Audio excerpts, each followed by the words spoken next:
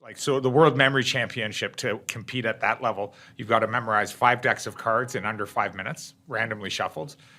You've got to memorize random numbers, up to 10,000 random numbers, and you've got like 10 minutes to memorize 10,000 random numbers. And people just train for it. There's this great book by Joshua Fjord called Walking on the Moon with Einstein, where he started studying these people. And he thought that they had some natural God-given gift. And they were like, no, it's just training the brain to work in different ways. And so he trained with them. And 2 years later, the reporter went back and placed second in the world, in the world memory. It's a fascinating book. And it goes through just all these techniques. And so I've been practicing them since I was a kid, kind of enhancing my normal abilities that I had to improve. How did you figure this out? Oh, figure what out? Like that you had this ability. Oh, yeah. I mean, I prefer not to add. It was just something I was good at. So he says it's something anyone could learn. He's explaining this for half a minute, and then the genius question comes: how did you know you have this gift? And he says, oh, yeah, I'm just a fucking genius, okay?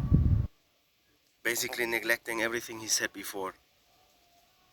Because the right answer should have been, anyone can learn it, okay? You just practice these techniques and then you learn it. It's a very technical thing, okay? You know, growing up, I loved reading. My parents encouraged reading. I was a voracious reader. And just over time, I realized I was reading at a much faster rate than other people. So I would read like 3 or 4 books in an evening. And my mother would be like, you know, go to bed, go to bed. And I was like, no, there's another Heinlein book. There's another Asimov, because I love sci-fi. And all of a sudden I was reading like, you know, 2, 3, 4, 5 books a day. So just to get straight to the point, so you can start observing this theater from a third person perspective and not getting too emotional about this Einstein talking. He's building up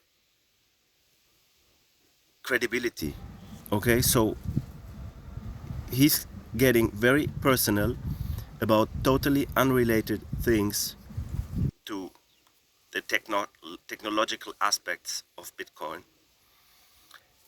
And that's how he wants to get authority, so later you will obey to his opinion, okay?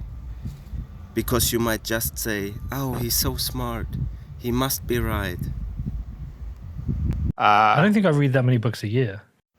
So the moderator here is saying, oh man, you're such a fucking genius. I will obey. Yeah. I listen to books.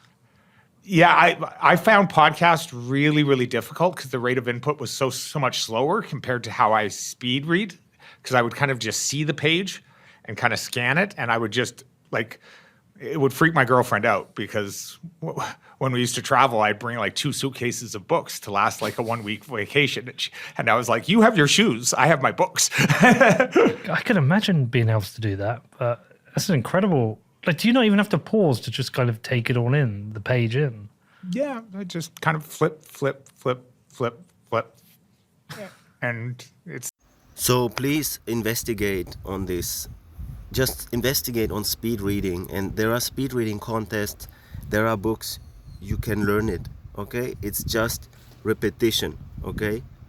It's for people who like to do that, okay? You can learn to read really fast. But the key message here is not like flip the pages, okay? No, not at all. Read yourself, investigate yourself. How much is the record of speed reading, okay? And if he's the record holder, I don't know. investigate that. But it's not flip, flip, flip. It's a super exaggeration what he's doing here right now to appear even more genius, okay, than you might already perceive him to be. There. Well, listen, Oscar, it's great to have you here.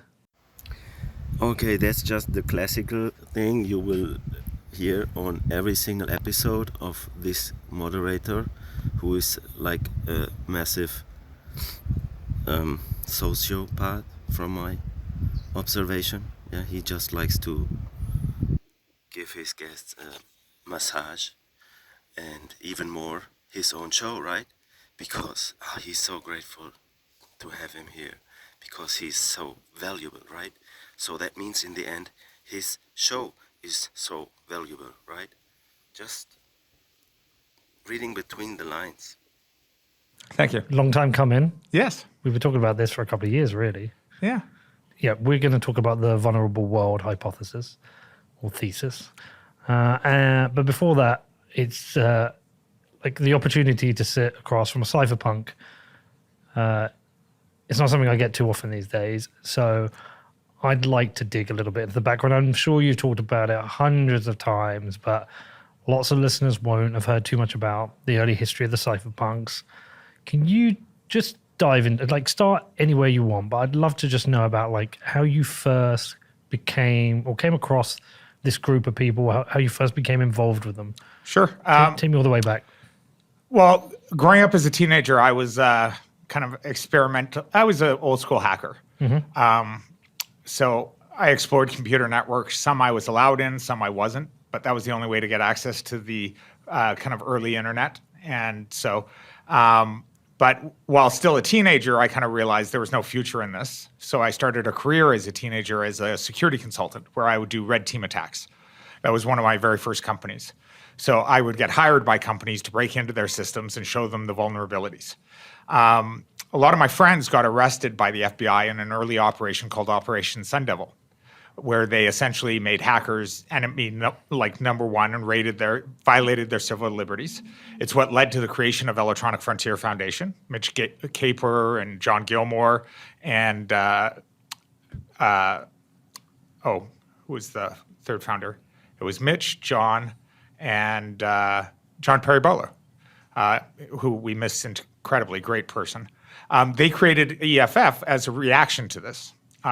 So early on, the civil liberties and the internet really mattered to me.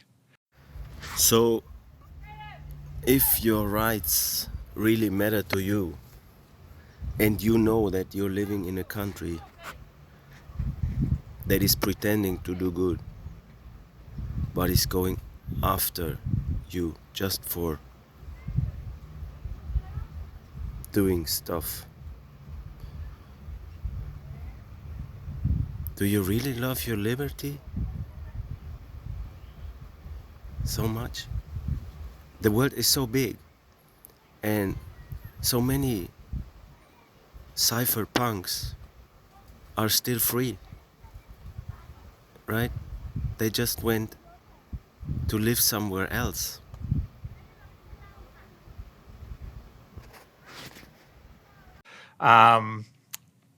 So I was tracking kind of the early discussions that were going on pre the creation of actual cypherpunks, the mailing list, when John Gilmore and, kind of that group created the cypherpunk movement.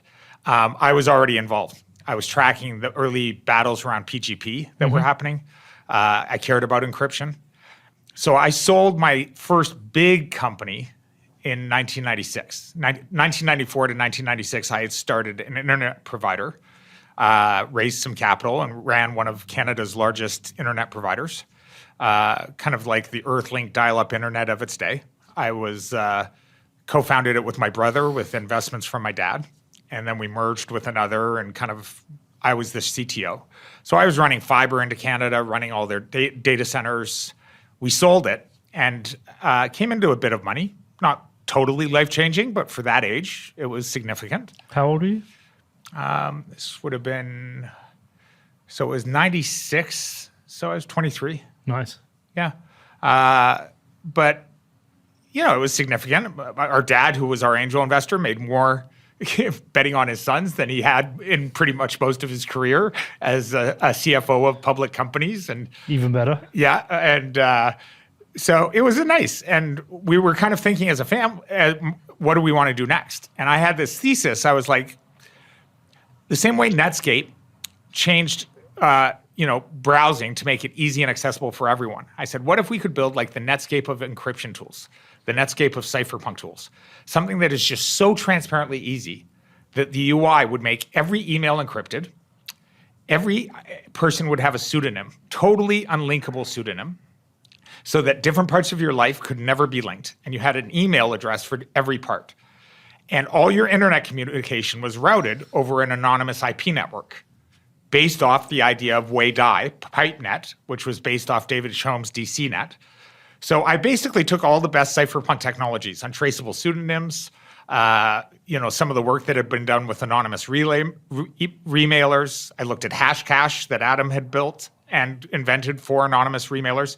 And I was like, what if we build a cypherpunks lab, hiring all the best cypherpunks in the world, and we commercialize these technologies in an easy-to-use UI? So we called the company Zero Knowledge. We went on to raise $75 million. We hired our chief scientist, was one of the original cypherpunks, Dr. Ian Goldberg, who's invented a whole bunch of encryption algorithms, at the time broke SSL. He was very, very instrumental, although doesn't get credit. He still runs the best security and privacy academic research lab in the world out of Waterloo and teaches people on all sorts of cypherpunk technologies beyond Bitcoin. I hired Adam back. So I called Adam. I knew his work. And so it was 98. I called Adam in England. I said, you need to come work for us. He picked up his family and moved to Montreal. We tried to buy DigiCash. DigiCash went bankrupt, and I was one of the bidders. I couldn't convince the VCs to sell it to me because we were going to take the patents and make it free.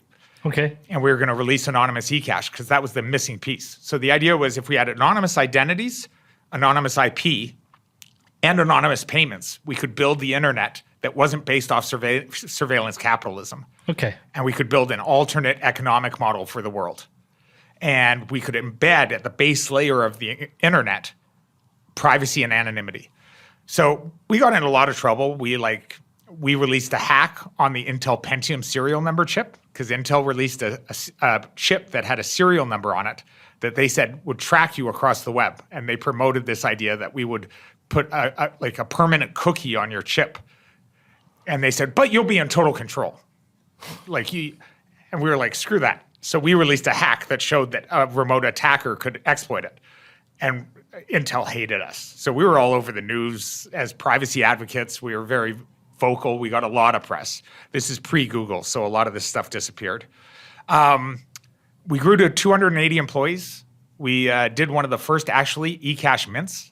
So we couldn't use the Shome eCash patents that got locked up. And this is why we're so against patents at Blockstream and in my career. So just thinking about what is a patent? What is a patent? A patent is that someone has a technology and he does not want you to make a copy of it, right?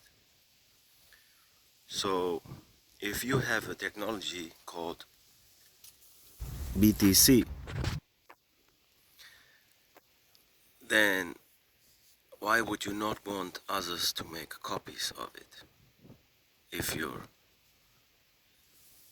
supposedly against the idea of patents? Because patents have actually stopped the progress of cryptography. First, the RSA patents prevented us from doing tons of encryption. Then the Shome patents got locked up and owned and prevented the development. So a lot of the original cypherpunks were all anti-patent. Yeah, this is not only applicable for software, it's applicable for all patents. That's why China, who does not care about US patents and lets their population simply progress and invent, is now ruling with their technology. because they did not care about US patents. Oh, and I would like to point out another flaw of patents. When the US Army occupied the German territory in World War II, they stole all the patents. But the Russians, they got a copy. They didn't care about the patent, but they cared about the information. So that's why the Russians also now have stronger missiles than the US military has. Because patents are just bullshit. And John Gilmore and I actually came up with this idea of an open source GPL patent license that would actually protect patents. My question is, who is protecting the license? You with your military? Who is protecting the license? You with your lawyers? You with your judge system that doesn't respect the own constitutional rights? This is all bullshit. License, copyright, patents, this is all bullshit. All bullshit to enslave people. That's what part of what Blockstream was funded to create. I told my investors we're going to patent anything we can and give it away for free. Yeah, the only flaw in this equation is that were you going to patent your stuff? And how much did it cost you to patent it? And how much are you going to pay in lawyers to protect the patent? To enforce the patent? Come on. Please. He's such a genius, right? But he can't even think logical, right? I mean, from my perspective, a genius does not do repetitive tasks over and over again just to be the best at that repetitive task. A genius should get his life working well. So, from my perspective, a genius is not somebody who's specialized on one specific task, maybe book reading, maybe computer technology, maybe mathematics. No, it's somebody who gets life done, who's just successful in life as a complete package. And there are so many geniuses on this planet. As long as no one has any other patents. And that's formed the basis of the defensive patent license that's at the heart of Blockstream, that's now being used by Jack and being used by the Bitcoin community to protect against patent trolls. My recommendation, if anybody seriously wants to protect himself from patent trolls, would be to simply not register a company in the territory that is controlled by the patent trolls. So there was a lot of stuff that went into it, but we got too big for our ambitions. We totally misjudged the market for privacy because people say they want privacy, but they make horrible decisions about it every day. Yes, that's totally true. People say they care about privacy, but are still using Gmail. Yes, that's totally true. And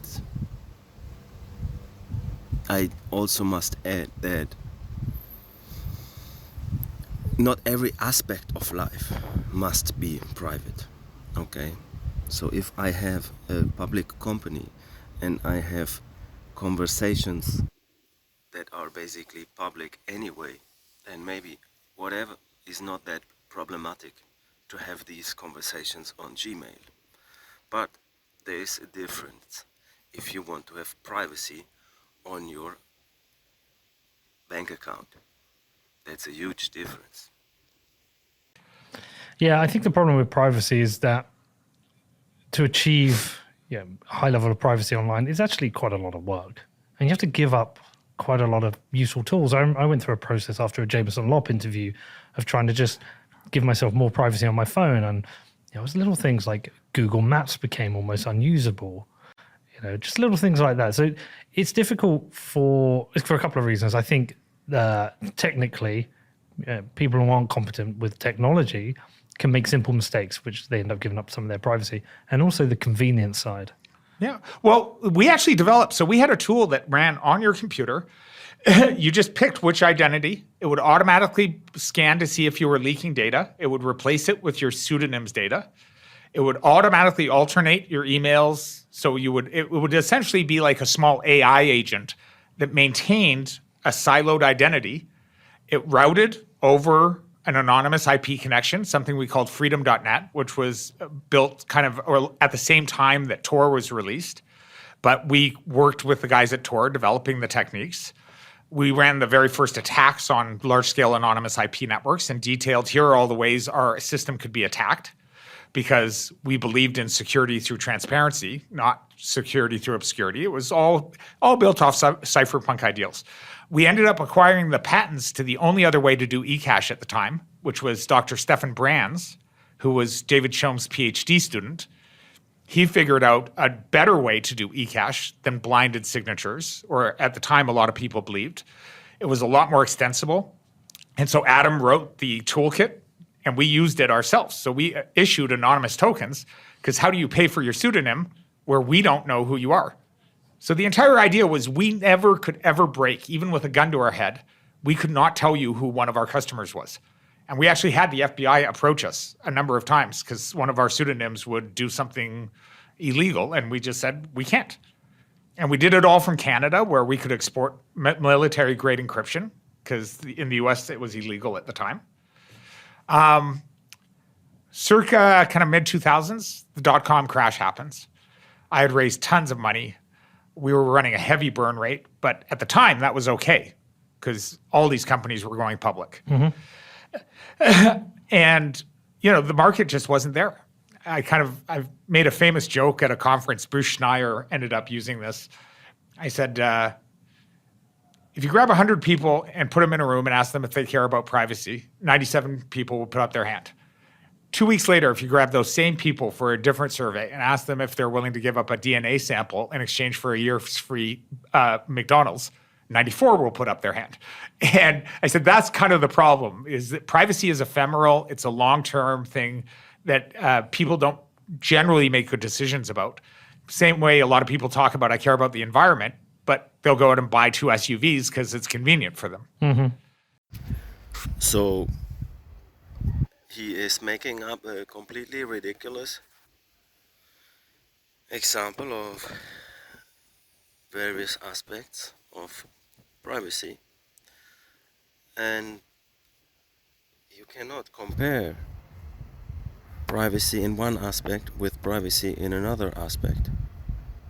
Okay, so if somebody wants to have privacy on his financial transactions, which is possible with Bitcoin Cash and Cash Fusion, and which is only possible because the transaction cost is so low on Bitcoin Cash, and that is why it's impossible with BTC to ever achieve that level of privacy that is possible with Bitcoin Cash. So if he's such a privacy advocate, why is he sticking to a system that is totally destroying privacy in Bitcoin? Because right now what we have is people put their funds, their BTC, on exchanges, or they lock them into some Lightning Network nodes, or they lock them into a service provider, which is giving them virtual credit for that, that is not the privacy they could have using Bitcoin Cash, using instant transactions based on actual current demand. Look, when I deposit X amount of BTC into Bitrefill, for example, then I am saying, man, I want to lock in that amount into your company, so then afterwards I can make cheaper recharges or faster recharges. Yeah, because I don't have to pay the fee every single time I'm doing a recharge with BTC. But at that point, I'm giving up my information to Bitrefill, and I'm telling them, here, I am willing to lock this amount into your service page. And that lets others estimate the amount of total that I am holding. All of this is very problematic, and when I lock my funds into a centralized exchange, who's then sending me an email about that transaction, what the fuck? Then this information is leaked totally to the email network, which is completely surveilled by the NSA. I mean, since Edward Snowden in 2013 revealed, we know that it's all leaked. All the emails are leaked. And yeah, Edward Snowden, he took the consequences and he ran away to Russia. Okay, in Russia he's now living a happy life, because in the US territory he could not live according to his own constitutional rights. And so, 9/11 happened. A lot of people thought we shut down the Freedom Network and all our services in response to 9/11, but it wasn't that. We had actually already planned. We just economically, we could not keep sustaining all these cypherpunk R&D projects. So the company had to go through a massive retooling, which was really painful. I had to fire a lot of the scientists that I had convinced to move to Montreal and work with us. We went from 280 employees down to 58, which was, we shut down a lot of the advanced R&D projects. But we were working on eCash projects with Nokia that was supposed to put anonymous eCash in everyone's phone. We were really trying to build a cypherpunk world. Mm-hmm. And unfortunately, just business requirements, we had to migrate into something that was more economically viable, which was to sell security, like desktop firewalls, antivirus, anti-spyware. And we innovated at the time we knew the ISP business because my brother and I had run an internet provider. We were the first people to kind of make it easy for an internet provider to bundle security tools. Yep. So when you got your broadband connection, we did it with Virgin, we did it with Verizon, every broadband provider. The provider, you call up and say, hey, my broadband's slow. They said, can we initiate a spyware scan remotely? They would scan your computer, find all this spyware, and say, for $5 a month, do you want us to protect your computer? And so we changed it from going to the retail store and buying Symantec to just buying it from your telco as an add-on. And so it was all branded by our partners, but we built the tools to tie into the call center, to tie into their billing system, and it became a very profitable business. So if you're a real cypherpunk and you know that it's not allowed to have even the military-grade encryption in your territory, or you're not allowed to issue a coin on the side of the actual coin, right? Like, we all know what happened to John F. Kennedy when he wanted to give back the coin, the dollar to the population.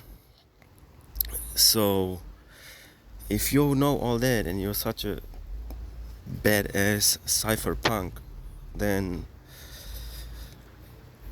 why would you still be trying to make business with these people instead of getting things done and finding different path without collaborating with these people that are in the end registered companies in that territory that will never ever ever allow that you build up a real level of security that they cannot crack on. Okay? It makes no sense. It's so illogical. This guy, he made a profitable business. Yeah, congratulations. You made a profitable business. Cool, man. Less exciting from my personal privacy goals. Yep. But we got it up to, $70, $80 million a year in revenue. Applause, please. He made 70 million in revenue. Give him a big, big applause, please. And how much did he pay in taxes for all the contracts of the employees, for all the lawyers, for all the system cost? How much did the system win, and how much did he win? So the revenue, who cares? What are your winnings? What is your profit? And how much does the same system profit that you supposedly are competing against? Yeah? You cannot change the system from inside the system. It's impossible, because you always pay more than it's your own profit. But at that point, my heart wasn't in it anymore. We had lost our youngest sibling. I come from a very large family, and we lost our youngest sibling to a battle with cancer. He was 18 when he was diagnosed, given 6 months to live. We kept him alive for 2. And I had taken a break from the business to study cancer and build his medical team and to kind of lead his fight against cancer. So, my heart wasn't in the business anymore. Uh-huh. My brother was running it, and coming back after that sabbatical, I was just, Yeah, I get it. Yeah. So I left and went and started doing startups, started investing in local entrepreneurs, tried to build a gift economy game based off Burning Man principles, because I've been studying post-scarcity economics, like what happens after money. Yeah. And I really believe that gift cultures move. When you get past the singularity and you actually have a culture of full abundance, where all resources are essentially free, where do you end up? And you end up usually in gift cultures. And Explain the singularity in terms of what you've explained here. well, different people talk about different things, but at a certain point in exponential curves, you end up on a vertical curve where kind of all things become possible at almost an exponential rate. So it's impossible to imagine. And so the Ray Kurzweil singularity thesis says sometime around 2037, 2040, we will reach that point where we have AGI, so some form of AI that is almost semi-aware, or applied neural networks that are close, indistinguishable enough that we'll have full access to material science, nanotech, nanoassemblers, so we'll be able to conduct and create buildings, objects, program our reality with robots. And we'll have full access to biotechnology. So we'll be able to do that at a nanoscale level inside of your body. So genetic immortality, reprogramming our bodies, reprogramming organs, reprogramming our environment. And so when you end up in this type of world, there's some sci-fi writers like Cory Doctorow who wrote Down and Out in the Magic Kingdom about this world where everything is possible. So what do you actually build money around or an economy around? And he contemplated something called WOOFY, which was this social capital, which was essentially your karma score.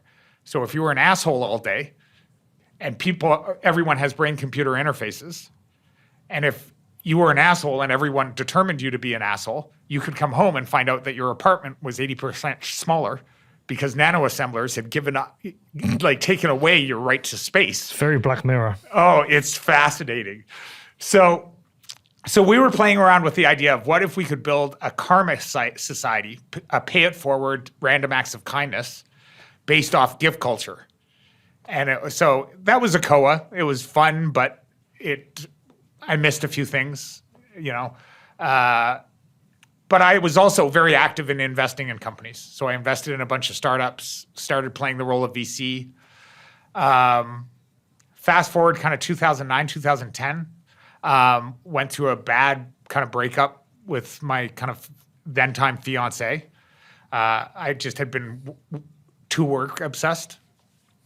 And so I was just burnt out. I'd been building companies since I was 16 years old. I was like 36, 37.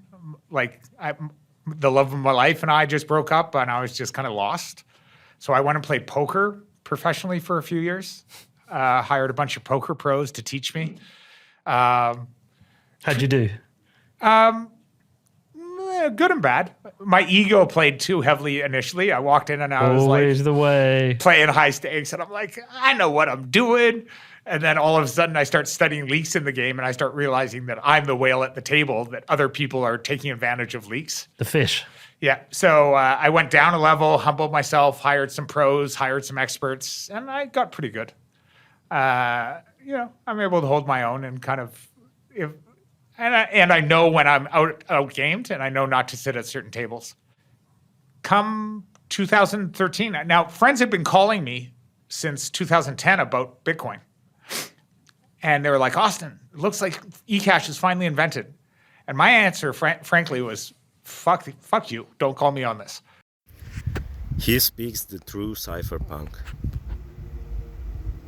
The guy who is really interested in technology, inventions, and freedom. Okay, so people called him up in 2010. They told him that Bitcoin was invented, and he was still such an egomaniac that he would say, fuck you. That is not a hacker who wants to understand technology at its best, putting his ego aside. No, man, this guy, he's just seeking admiration, profits, all this ego stuff, right? But that is not a genius. That is just an obsessed human being, obsessed by whatever culture indoctrinated into him. Maybe his daddy was so proud of him when he made these big companies, making so much money, right? Who knows? But come on, they call him in 2010 and they tell them Bitcoin is invented. He says, fuck off. Why? I was traveling the world playing poker. I was nursing a broken heart. I didn't even look at my email for 3 months at a time. I literally was so traumatized by 20 years of living in my inbox. And frankly, I had spent $8 million trying to build eCash. I had to fire all my friends who built it for me. And I was like, I'm glad someone figured it out. This is such an obvious lie, okay? If he would have been really glad that somebody figured it out, then he would have investigated on it. But I really don't want to go walk down memory lane right now. So he's saying he didn't want to walk down memory's lane. I mean, what a genius he is. He can't control his mind. He can't control his emotions. He gets totally misguided by some event of the past, and he makes an awful decision by telling his good friends who take the energy to contact him to tell them to fuck off. This is not intelligent at all. Right? Like I just wasn't emotionally in a state where I could get excited about someone else solving it. Here you have the ego once again. He can't get excited about someone else solving it, right? Because he's the man. He wanted to solve it. Because I was, just still dealing with putting some, trauma, frankly, together. What a trauma. You got divorced. Oh my god, this is so sad. That never ever happened to anybody in human history. What a fucking trauma you had to walk through, man. Oh, she seriously abused you, right? That's why you have a trauma, right? Come on. And I just didn't want to think about business. But, you know, I kind of looked at it and I was like, okay, it looks like, you know, it's a workable system. I'm like, I'm glad someone's figured it out. I hope it scales. Because all these systems, we had seen these systems. I had seen, you know, every other BitGold. I had seen all these attempts, and no one ever got one to scale. But I didn't really go down the rabbit hole. Did people always feel it was inevitable one of these systems would exist, or did it feel like no? We thought it was dead forever. We thought just surveillance can't be done. No, not that it couldn't be done. We just, some of the early writings in cypherpunk literally theorized a system like this. The system will need to be based off, like Jim McCoy and the guys at Mojo Nation came so close. And that had like Bram Cohen, who had done BitTorrent. So everyone had done pieces of it, but just the right pieces coming together at the right time with the right nurturing environment, just, you know, that takes something, sometimes just lightning in a bottle happens. Yep. It does not take lightning in a bottle. It takes an open mind, putting things together others have invented before, and just adding some spice, right? I'm sure Satoshi Nakamoto would be very happy about forks, about a multi-coin environment, about a free open source community taking copies of his project to develop further on it. The whole maximalist approach is totally anti-evolution. Fast forward to 2013, thankfully, Adam didn't want to give up. So he was pestering me all throughout 2013, saying, Austin, I need to talk to you. I need your help. This Bitcoin shit is real. Okay. He had been looking at it more seriously because, I mean, he had been busy. He had sold his company that he created with a bunch of X0 knowledge guys. They sold it successfully to, I think EMC ended up buying it, company called PiCorp. And he was their CTO, and he was like, so he was busy doing a post-acquisition. And, but I think he was finishing his vesting period at PiCorp and had really begun to dive in. Yes, it was just a coincidence that Adam Beck suddenly became interested in Bitcoin, right? He was just so, yeah, such a real cypherpunk. He was so really interested in e-cash for the world, right? To ignore Bitcoin since 2010. And even Greg Maxwell, he would claim that Bitcoin would never work. Greg Maxwell, the glorious genius, who would then lead Blockstream with Adam Beck and this guy who's talking here. Yeah, I'm so amazed. And really started looking at all the ways that it didn't meet the cypherpunk ideal. It wasn't anonymous enough. It wasn't private enough. It was very hard to upgrade without disenfranchising early users by performing regular hard forks, right, which went against the ideals of Bitcoin. So he was spending a lot of time with Greg Maxwell, with Peter Woolley, in the Bitcoin Wizards chat room, coming up with a bunch of ideas. How would we do this? How could we add things like, blinded signatures, or how could we add some cryptography to make privacy, confidential transactions, for instance, was something he and Greg Maxwell started coming up with. So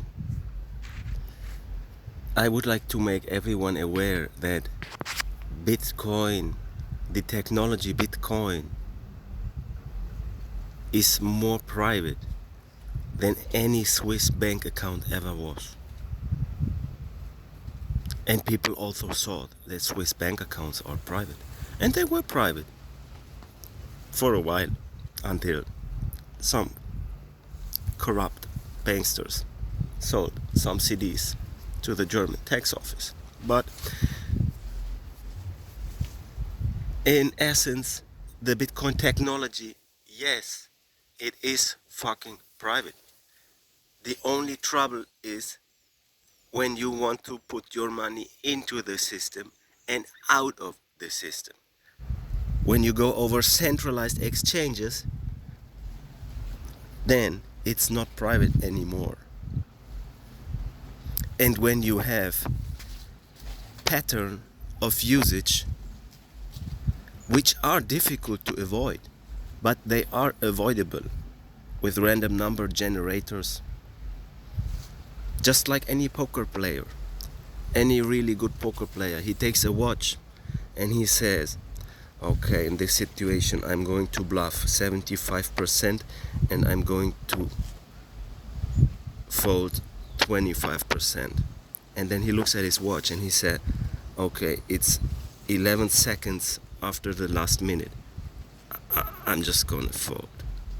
And then in another situation he looks at his watch and he said, oh, it's 35 seconds after the last minutes. I'm gonna pull the bluff. That is called random number generation. Okay, a human mind is capable of doing that. So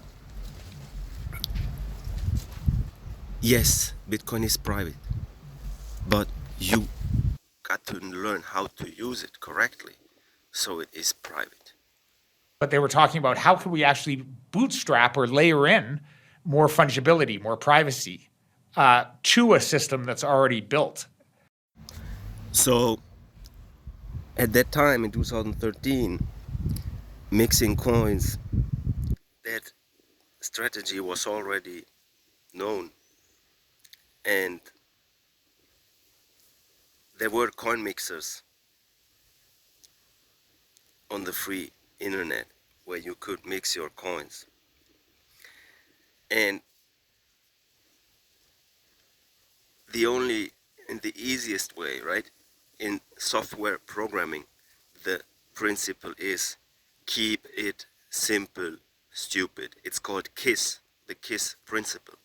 Keep it simple, stupid, okay? Because software must be as simple as possible. So the simplest approach to maintain the fungibility of Bitcoin by simple coin mixing, right? How Bitcoin Cash is doing it these days with Coin Cash Fusion. So the way to achieve this is to keep the transaction cost very low. And that was planned by Satoshi Nakamoto in his original emails. He was proposing to take away the artificial block size limit, which was just a temporary DDoS protection. He was proposing that in his emails. But then the glorious team of genius of Greg Maxwell, Adam Beck, and this guy, they simply ignored what Satoshi Nakamoto had proposed. Keep the block cheap, keep the transaction cost cheap, keep the block size open, let it grow. That is the easiest way to have fungibility. If you have many transactions, how you gonna track them all down? Huh? But if you have just a few transactions on the main chain, it's so much easier to track them down, because now they are expensive, these transactions, and they are being bulked by exchanges Okay, so if you want to track somebody down, then you knock on the door of that exchange who bulked it, that transaction. And so that's where the concept of sidechains had come up. Could you add extensible pegged networks, pegged to Bitcoin, to allow extensibility to happen on separate chains where you don't need to invent a new currency? So it was December 10th, 2013. Adam finally flew to Montreal, and he said, I'm flying to Montreal. I will not let you ignore me another day. What day was that? December 10th, 2013. Okay. He said, read up as much as you can on Bitcoin before the meeting, because I'm not going to let you ignore me anymore. Okay. Thank you, Adam. So we sat down, and he essentially told me, you got to go down to the Bitcoin rabbit hole. I was able to do it quite quickly, actually, because I had all the history. Like, I had done eCash. I knew a lot of... So by 7-8 days later, I'd read everything on the internet, because I had this ability to process information, but I had read almost everything on the internet. I had watched most of the speeches at 2x speed on YouTube. Isn't he such a genius? Please, simply obey to him. Stop thinking by yourself. Obey to the gods of Bitcoin, Greggy, Adam, and him. They are so fucking genius. You can't even compete. You're wasting time to even elaborate on any of the concept of Bitcoin. Just trust. Don't even read the white paper. Don't read the emails of Satoshi Nakamoto. You're too dumb. Don't you know? He's listening to the videos and 2x speed. Aha! I just devoured everything I could. And Did Adam you find and any I... holes? Sorry? Did you find any holes in it? Were there things you were like, I'm not sure about this? No, just the ones that Adam and some of the Bitcoin core developers were kind of talking about. The system's very hard to upgrade without disenfranchising people. Okay. There were some exoteric attacks, but they would already been discussed. So, some stuff that Bitcoin still actually has some vulnerabilities to. There were attacks at the mining pool level with BGP routing, so you could reroute payments in mining pools. There were problems with Stratum, but some of these are known and are like some of the work that Matt Corello did around Better Hash, and that still needs more community support. That just separates out hashing mining pools from the votes. So this was something that we were trying to do at Blockstream, but we just were trying to do too much. But it makes mining way more democratic and way more decentralized, because even though you pool hashing and mining pool rewards, you don't have to pool the policy vote. So everyone gets to vote on an upgrade or vote on a protocol upgrade without having to give the mining pool their vote. So, and it has a bunch of other improvements in how Stratum is working and how the mining pools are more democratic. There were various network level attacks that if someone controls the entire network, the BGP routing and causes massive network forks.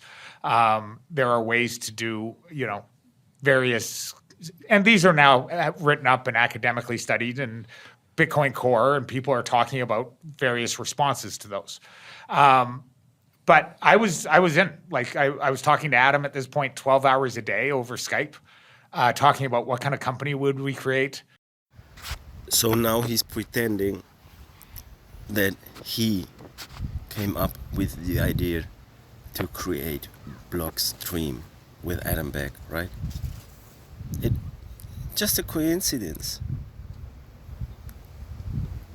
Yeah, and then he looked for the right investors, and it's just a coincidence. He didn't even know that AXA was involved, Bilderberg, whatever. He's such an innocent, good cypherpunk. He's even such a great cypherpunk that the first thing he thinks of is what kind of company he's going to create. Because that's the only thing a cypherpunk thinks about, how to create companies and register them with nation states. Absolutely. That's the right mindset. What would be the principles? How do we make sure we weren't a centralizing force? Because if we bring together all these core developers, we want to make sure that we don't end up becoming the Borg. So we were designing contracts that actually gave the developers more rights than the company had. So we actually gave all the developers this morality clause that they could say if the company ever acts against the interest of the Bitcoin community, they could trigger a massive payout that would. So he's setting up here such a big lie. I can't behave anymore. So he's just saying if they had acted against the principles of the Bitcoin community or the Bitcoin, then they would have poisoned the company and it would have just imploded, right? But I'm asking you, who is Gavin Anderson? Gavin Anderson, who is Gavin Anderson? Please investigate yourself. Who is Gavin Anderson? Gavin Anderson was the guy who took over the project of Bitcoin after Satoshi Nakamoto disappeared. So Gavin Anderson himself, he developed the first Bitcoin XT. I think he made even 2 clients, but you got to investigate on that, right? There was maybe something Bitcoin Unlimited, I'm not sure, something like, I know about the XT. So in the XT, he was already proposing to raise the block size limit. Okay, that was already before Bitcoin Cash was ever created or before Dash was ever created. Okay, because Dash was also a Trojan horse to take away the good spirit guys who want to have a P2P cash, to mislead them with some leader at the top who was, oh, by coincidence, working for McKinsey before, like Ryan Taylor. Okay, you got to investigate on Dash and how Dash crippled the Dash system, and they are now on their way of the top 100 market cap because, yeah, it's all coincidence, right? And I'm just saying that Blockstream was always acting in the favor of the Bitcoin community, limiting the block size, right? That's also because that's why Gavin Anderson is saying today that he loves Bitcoin Cash, right? The very first person who kept developing Bitcoin with Satoshi Nakamoto, he says he loves Bitcoin Cash, okay? And he had to stop working for the Bitcoin community because he got pressured too much by CIA and by Greg Maxwell and by the other core developers that got brought in by Blockstream suddenly, right? That suddenly woke up and said, ooh, we gotta save Bitcoin, we have to build something more on top because it has leaks and bugs, right? It was working. It was just working, it was fine. Okay? Nobody needed Blockstream ever. And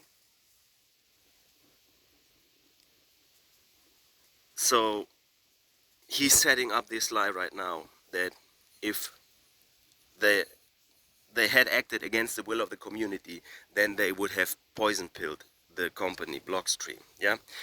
I just want to mention that Jihan Wu, he is a major stakeholder in Bitcoin Cash, and he is always working for the Bitcoin Cash community. Jihan Wu, investigate on who is Jihan Wu, okay? Jihan Wu, please investigate on that. The leader of Bitmain, the company of ant miners, the mining machines of Bitcoin. Please investigate on that and what his opinion is, because these are the real Bitcoiners, okay, who were into it before suddenly Adam Beck, Greg Maxwell, and this guy woke up from their dreams to save Bitcoin from these ludicrous people who believe that hardware would just exponentially be cheaper in cost in the future. I mean, how crazy is that? I mean, haven't we seen the Bitcoin Cash chain exploding yet because of the 35 megabyte block limit? Not even Bitcoin SV is having any trouble with their exaggerated block size limit. Okay, yes, it's fucking possible to scale on chain. Yes, it is. And it has been proven during the past 4 years that it is possible. And they are still pretending that that would not work. The Blockstream guys and the Bitcoin Maximalists, they are still ignoring, right? Almost like bankrupt the company, which was like totally like counter to any like. And I had to sell investors on this. I had to go to investors and say, essentially, we're giving our employees a poison pill that can blow up the company if we ever act immoral. But required. Yeah, but I was good at raising money. And I literally went to our investors and I sold them on the idea.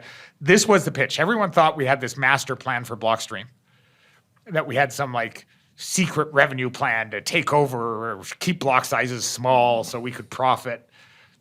We had no plan. No, there was no plan ever to release the liquid network or to delay the P2P cash use case by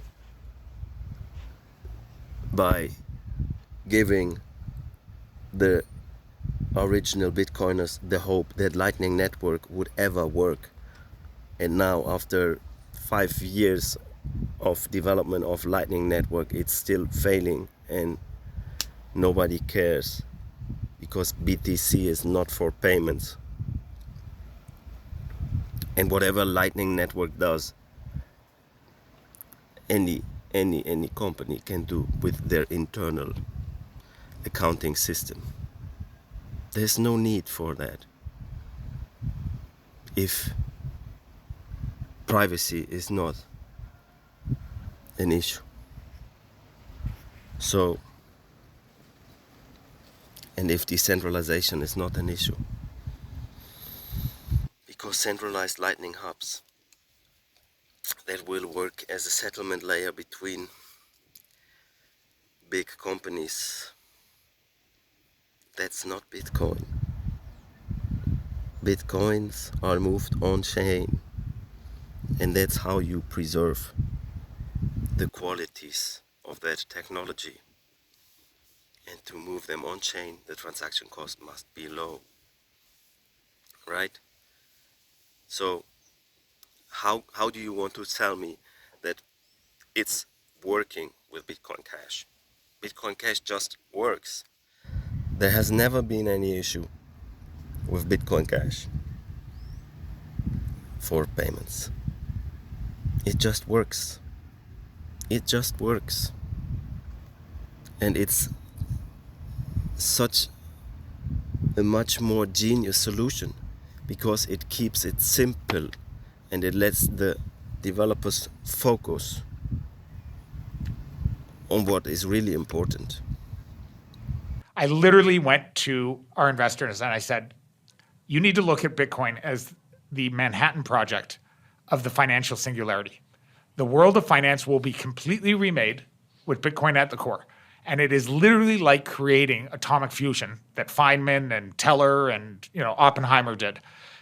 And the responsibilities and the ethics and the number of brains you need around that project to invent that financial singularity and to think through all of the follow-on technologies, because coming out of the Manhattan Project gave us the next 70 years of economic progress in the world. It gave us computers, it gave us new forms of math, radio telegraphy, oscillography, like you name it, the number of offshoot technologies and the ethical implications.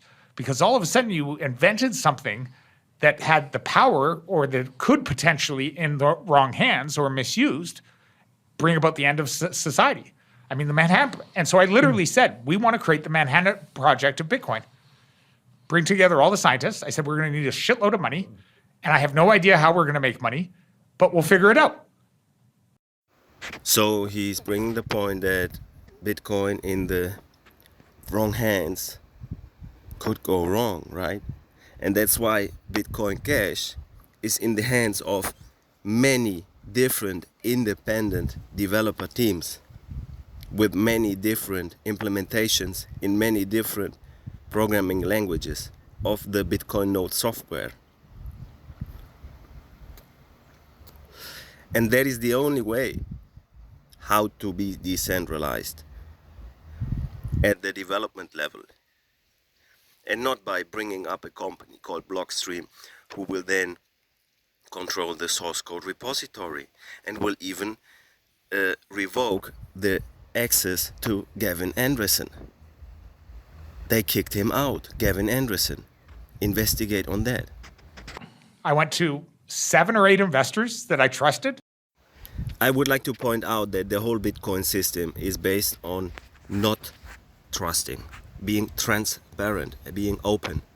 That is why if you want to find investors for your projects on Bitcoin Cash, you start a flip starter, and anybody who's holding Bitcoin Cash can invest into your flip starter if they like your project.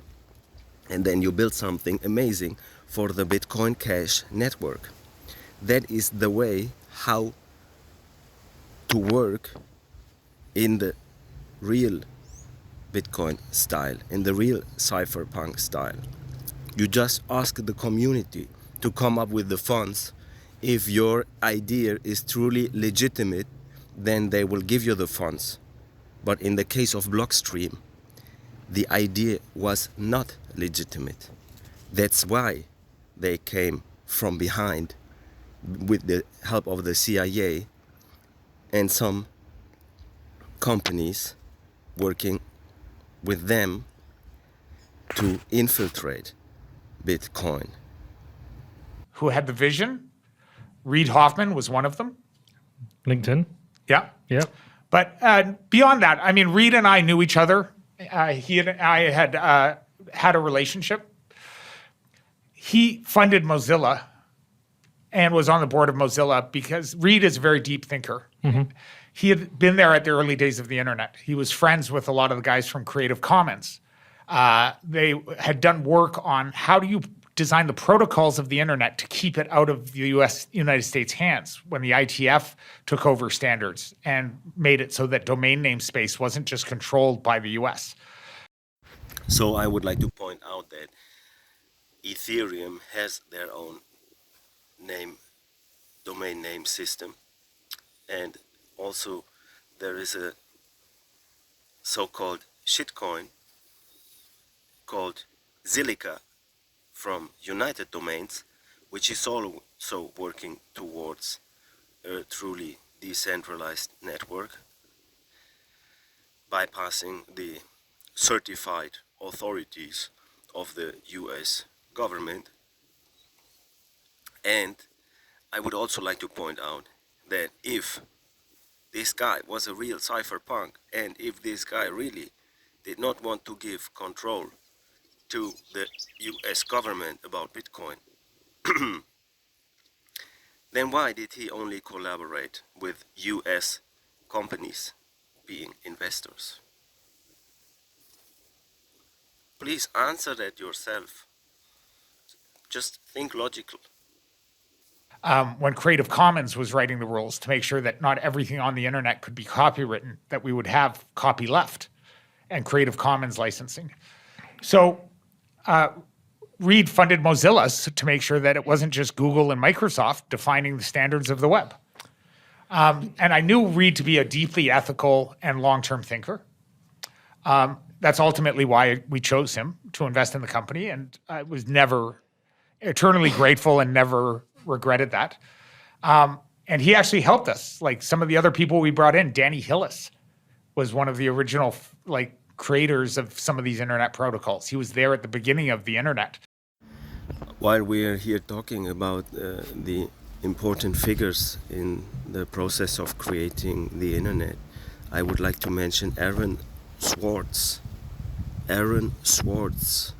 Please, there's also a documentary on YouTube. Aaron Swartz. Investigate on him. What happened to Aaron Swartz? The internet's own boy is the documentary on YouTube. Watch it. What happened to him? Was he killed by the US government? Who knows? Please investigate. Who was Aaron Swartz? You cannot miss that piece of information if you want to understand what's going on. Please. Aaron Swartz, the internet's own boy, on YouTube. Watch it now. And so we brought him very early on to talk to us and advise some of our people, saying, okay, how do we develop? We don't want to create standards bodies because standards bodies go against Bitcoin. Mm-hmm. But how do we make sure that some of these things have some principles or some standards that follow kind of like the ITF, loosely based consensus? So we were able to bring in some incredible people who advised us early on how to think through the evolution of the Bitcoin ecosystem and how to design a company.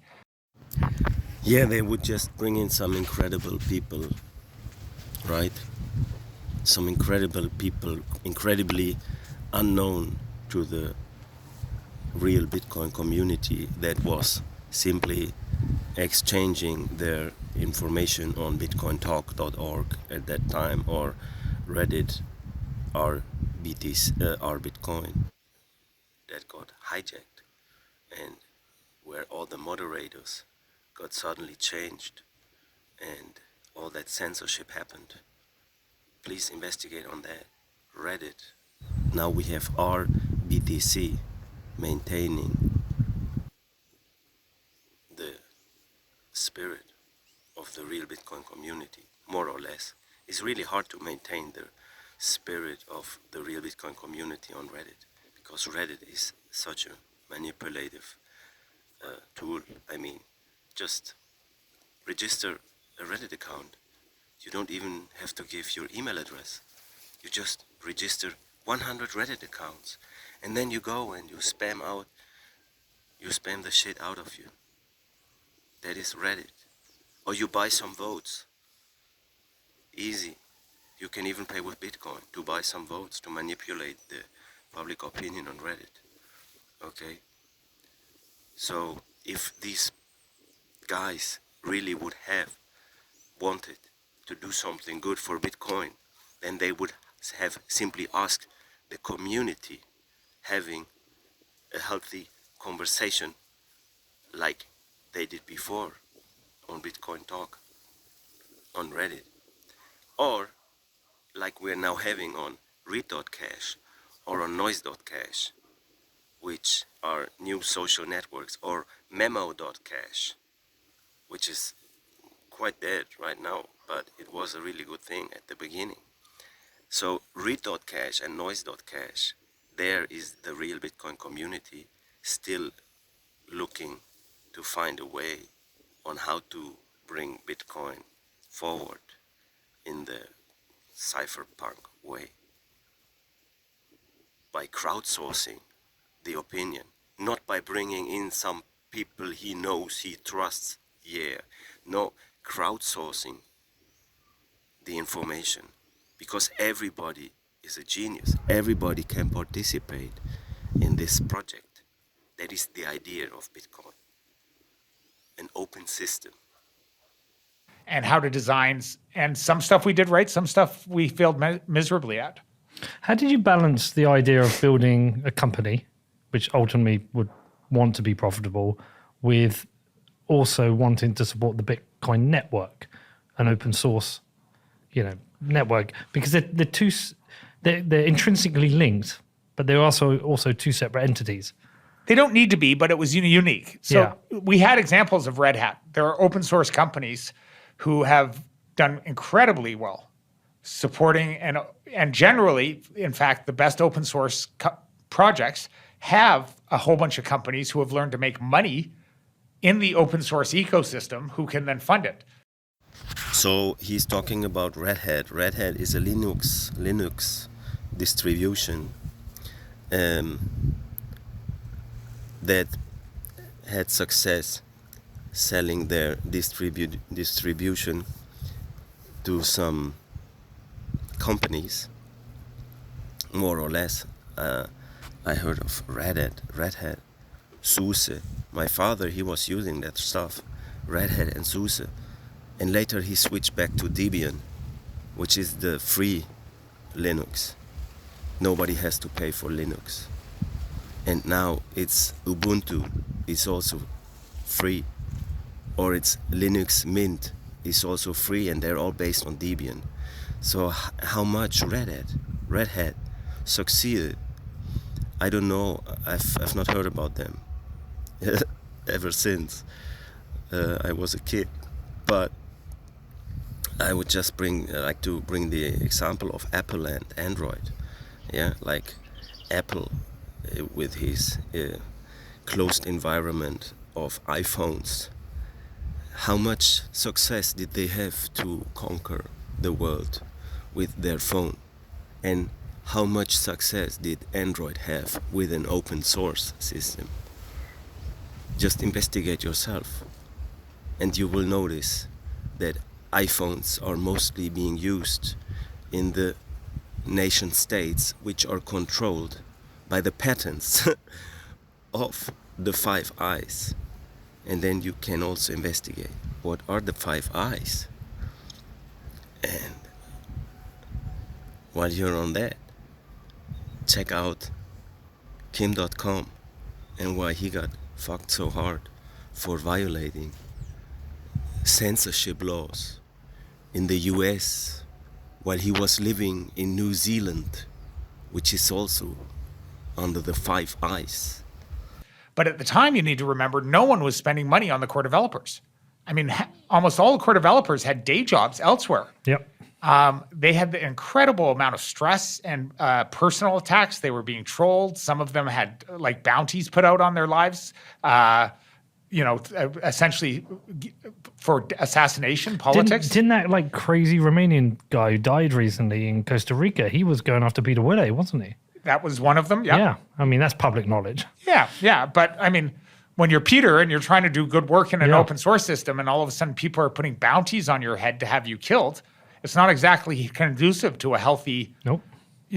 and So at that point, I would like to say that one should ask himself, why did somebody go so far to publicly put a bounty on the head of a developer of Blockstream? Why would somebody go so far to publicly promote that? Why? Yes, it's just a good question. I mean, who is acting moral and who's acting immoral? That is the question.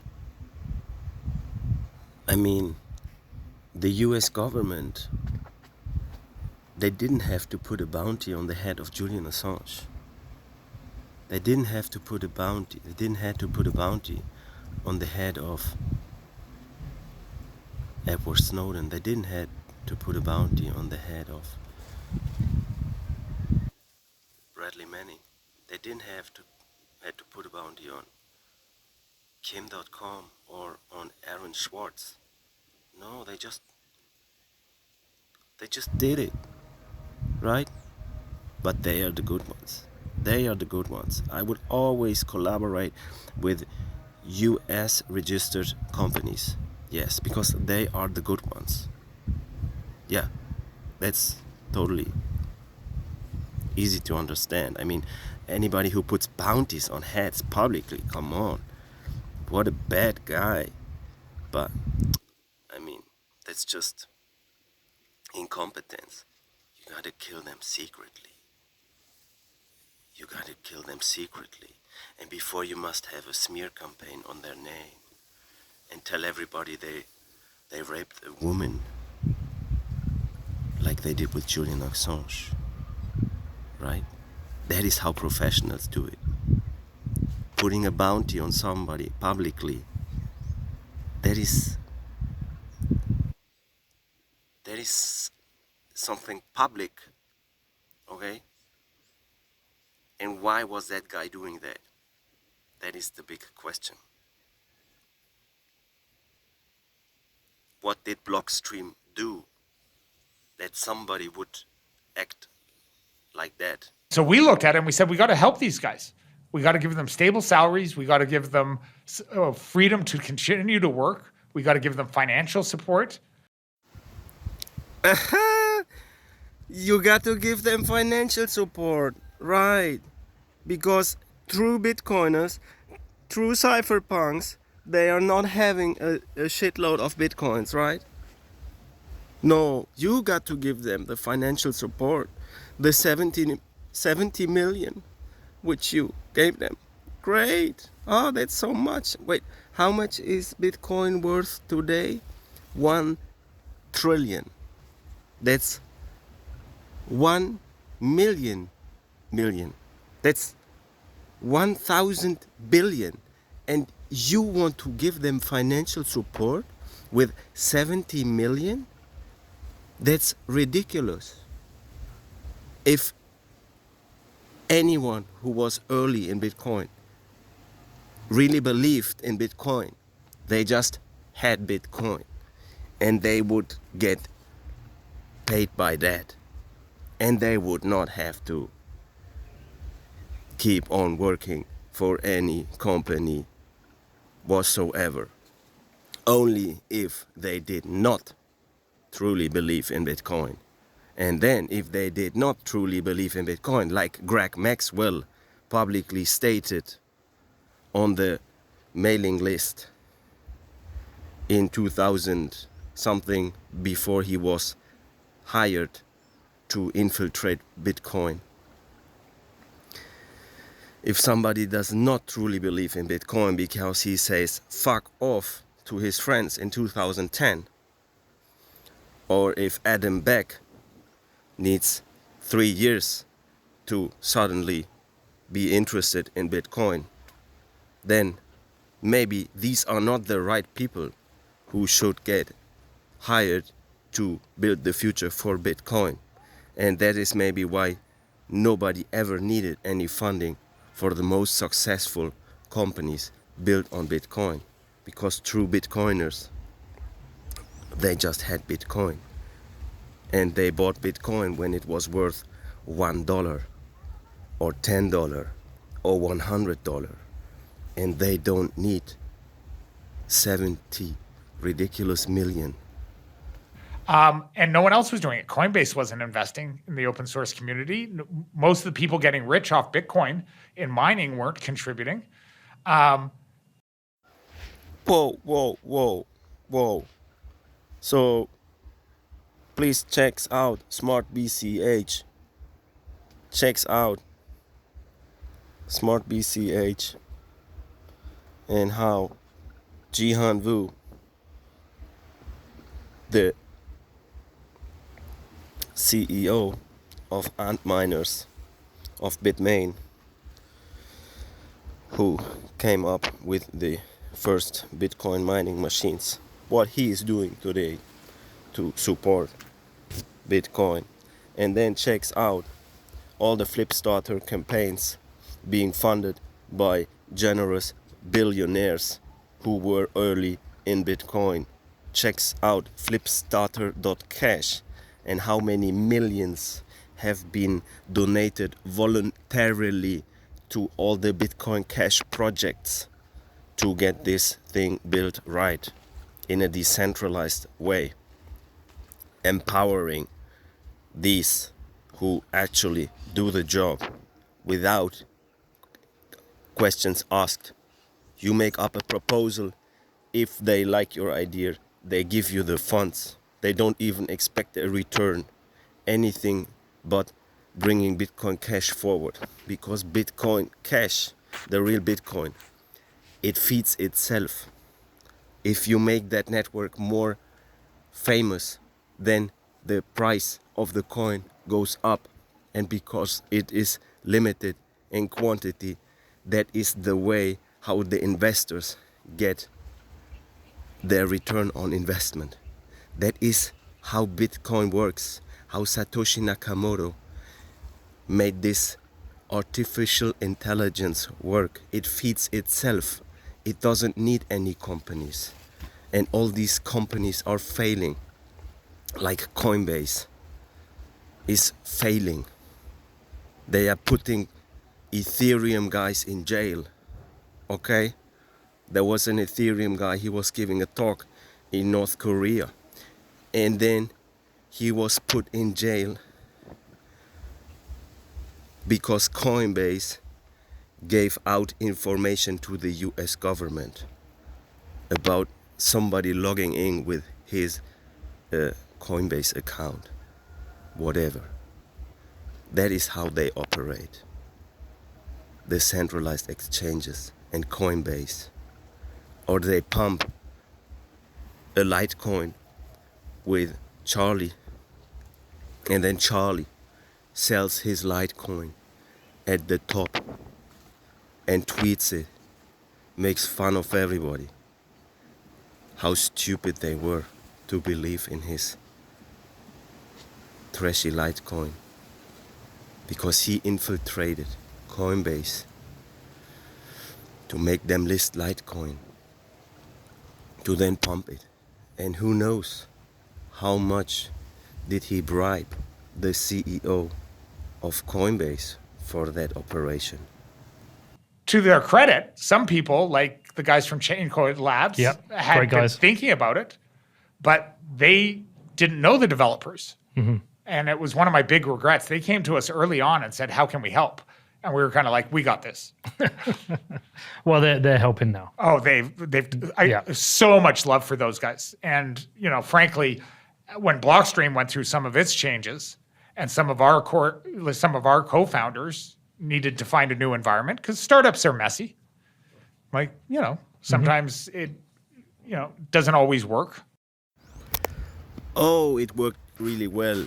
So the co-founder he is talking about is Greg Maxwell, who popped the champagne, and then he was kicked out because they couldn't protect him any longer going wild with his rants on Reddit, with his millions of sock puppet accounts manipulating votes on Reddit. That's what he's talking about. Greg Maxwell, a true psychopath. Please investigate on Greg Maxwell, what that guy had been doing. I personally, frankly, was doing too much at Blockstream, and I wasn't taking care of my health. And so at one point, I needed to kind of step down and leave, and Adam took over the kind of reins of leadership. That wasn't easy on the company, How was that between you and Adam? I'm eternally grateful that he stepped up and took it on. And I've learned the company can't have a backseat driver. Company needs one leader. Yep. And so I couldn't be in the corner telling Adam everything I would do differently. It wasn't fair to him. It wasn't fair to the company. And the board needed to support him. This is my problem with DAOs. Oh yeah, DAOs are a joke in their current form. I was just in a meeting previously, about the football idea, and somebody said to me, well, why don't you do a DAO? I was like, would you run your company with a DAO? No. I was like, why? 'Cause More importantly, it all comes down to human governance. Yeah. And show me a single DAO that can be encoded with the logic and the nuance needed for human decision making. exactly. That needs to evolve for new facts over time. And the whole idea of DAOs are that if they are upgradable, they're upgradable by some vote. So literally, you're going to take the worst parts of democracy with the worst parts of encoded human nuance and logic and combine them. We're 51% of the people who can be convinced to vote one way. We can't even get people to show up and vote responsibly in a political election, much less look at most corporate votes. How many people show up and vote for anything that a company actually does? So you end up having these autocratic boards that are run by small groups of power leaders, and people just go along with it, except for when you have a minority shareholder group, in the case of shareholder takeovers, that force the board to take someone onto the board. And then usually they get paid off with company assets and sent packing through Greenmail. So when you actually study how governance in companies work, you understand that the idea of a DAO is just a ridiculous concept with today's technology. So he's saying here that he's a really true cypherpunk and he just wants to obey to the leader. That is how cypherpunks truly think, right? Just obey to one leader. Yes. Because one leader knows everything right. It wasn't easy, I think, but Adam and I have been friends for 21 years. At the end of the day, we remain friends. We talk regularly. I support him and I support what he's doing at the company. It hasn't been easy. I think he was pushed out of his traditional comfort role as a scientist, and he had to learn some new skills as CEO.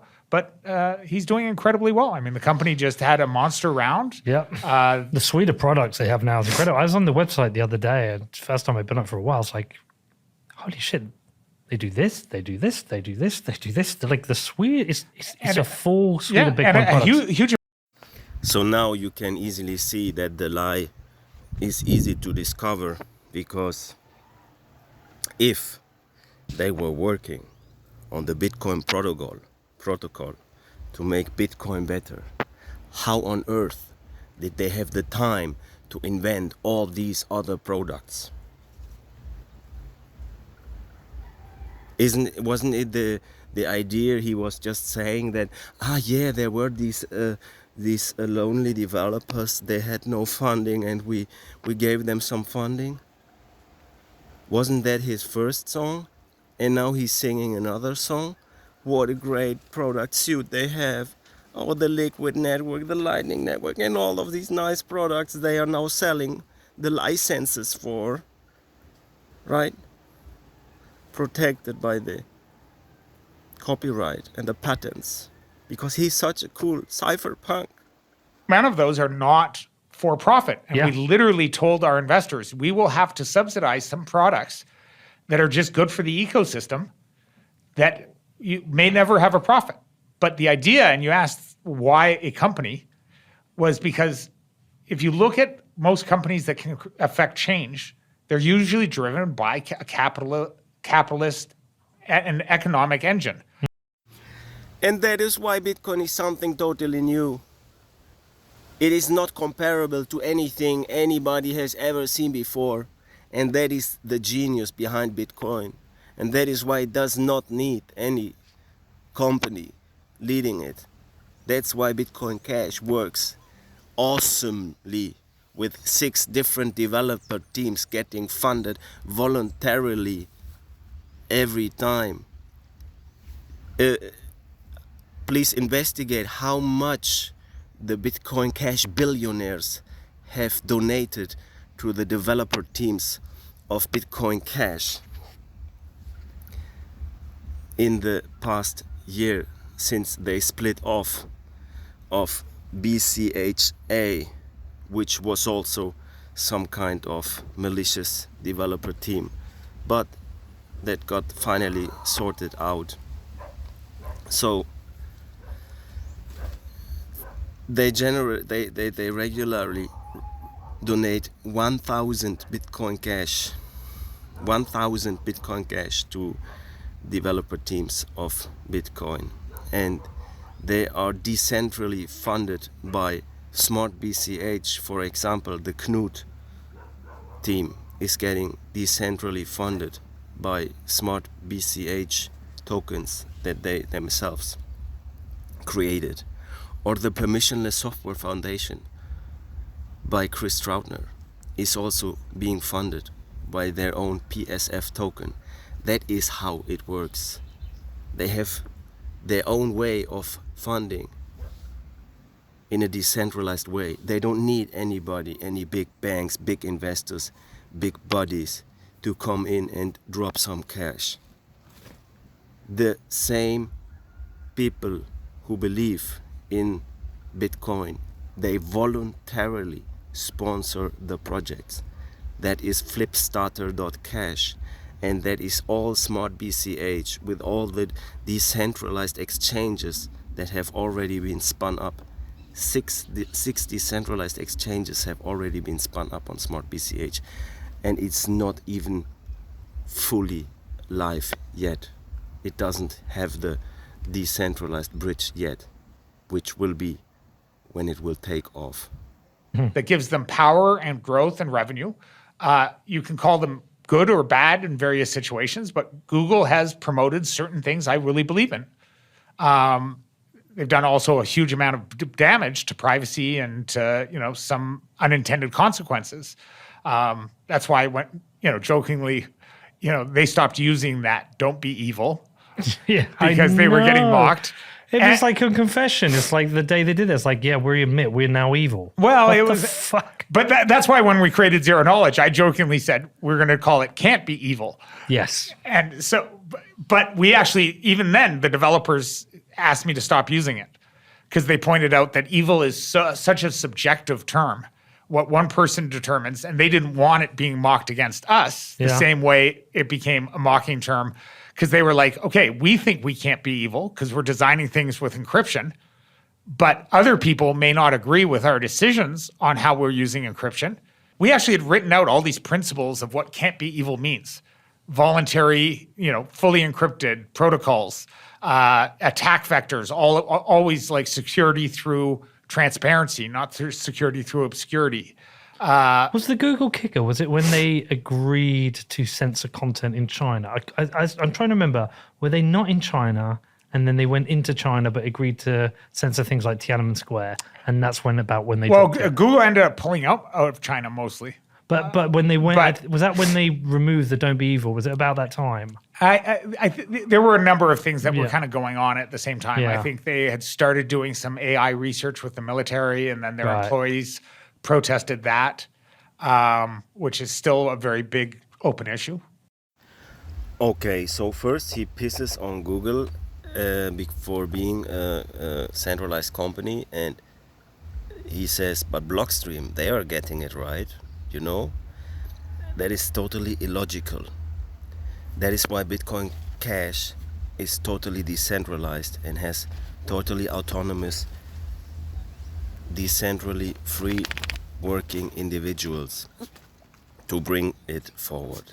And even Bitcoin.com has given power to the community lately by shutting down some of their products and simply forwarding to community projects. Because if you look at what's happening with the Chinese and the Chinese use of technologies where it is militarized, fully state-funded, and they're making rapid progress, some would argue that actually using the best of Silicon Valley tech with Defense Department spending, I mean, hell, DARPA funded the internet. A lot of advancements in technologies of energy have come from government funding, advanced scientific funding that the private sector can't do. Okay, it's getting ridiculous another time because the private sector can't do the funding the government is doing. Who is the government? Where is the government taking the money from? Oh wait, it's taking the money from their own people by robbing them with taxes that they do not want to pay because they are not in consensus with what the government is doing by invading hundreds of countries all around the world. So all the money the government has been stolen from their people on an involuntary basis. And that is exactly the issue. And this guy here, this so-called cypherpunk, is now praising the government, but only the US government, right? always talking bad about the Chinese government, right? This is all coincidence. Just don't pay attention to that. Okay, he's a true cypherpunk. Okay, it's all coincidence. And so some argue, Peter Thiel and some of these guys have argued that if you don't actually align with the government to accelerate the development of these technologies and to become proficient at them, that you're leaving the United States at a huge disadvantage. Other people argue that why should we trust the U.S. government, who has been, frankly, a little bit war happy and loves to use militarization and as a foreign policy tool. Oh yeah, he calls it a little bit war happy to kill innocent children in Afghanistan, how Julian Assange revealed with his collateral damage video, thanks to Bradley Manning, Chelsea Manning, who revealed that video. Thank you to Edward Snowden, who revealed that their own government is violating their own constitution. Okay? Thank you. Thank you, Edward Snowden. Thank you, Julian Assange, for giving your freedom to preserve ours. You're the best, man. I love you. Versus the State Department. Why should we equip them with better access to technology that makes it cheaper, faster, better to be kind of the armchair police of the world? One of those impossible decisions. You're damned if you do and you're damned if you don't. Yeah. But anyway, so it can't be evil was kind of something we played with. But the principles and the founding of the company was just so misunderstood. Everyone kind of started, attacking the company, that we were trying to act like some evil overlords or centralizing force, that we were, even the block size wars, which was really hard on the team. And I think on me too, because, I was seeing our name dragged through the mud by some really dishonest players. And I don't think their names even deserve credit, but, I've made this analogy before, but I know who you're talking about. yeah. And it was just such a dishonest argument, because if you're talking about the security protocols for a nuclear reactor, do you really think everyone who uses power has an equal say on that? So the guy who orders power from the nuclear reactor, do you think he should have an equal say on how the protocols of your nuclear reactor should work? No, of course versus the scientists who actually build nuclear reactors.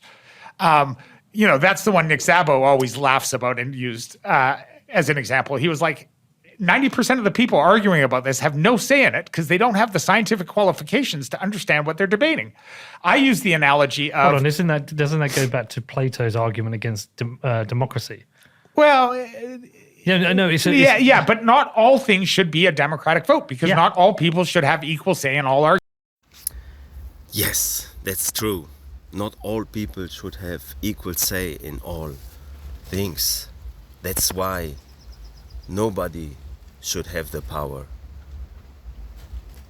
to tell anybody to do what they do not want to do. That is violating freedom. Okay? Freedom is not that somebody who got elected can do whatever he wants to do with their power in the name of the good. No, freedom is that the individual cannot be forced to do something they do not consent to. That is freedom, and that is voluntarism, and that is Bitcoin Cash, where nobody is forced to voluntarily donate their funds to bring the project forward, but people are doing it because they understand how it works. And that's why Bitcoin Cash has been growing and being persistent so much while being attacked and censored by the Maximalist on Twitter and all communication channels for many years. And that's why Bitcoin Cash won the race against Dash or Zcash or Bitcoin Satoshi Vision. That's why Bitcoin Cash, of all the P2P coins, the coins that compete for being the P2P cash, which is not BTC. BTC is digital gold, and you should use your Visa card to make payments in the store, right? That is what the developers and Adam Beck said.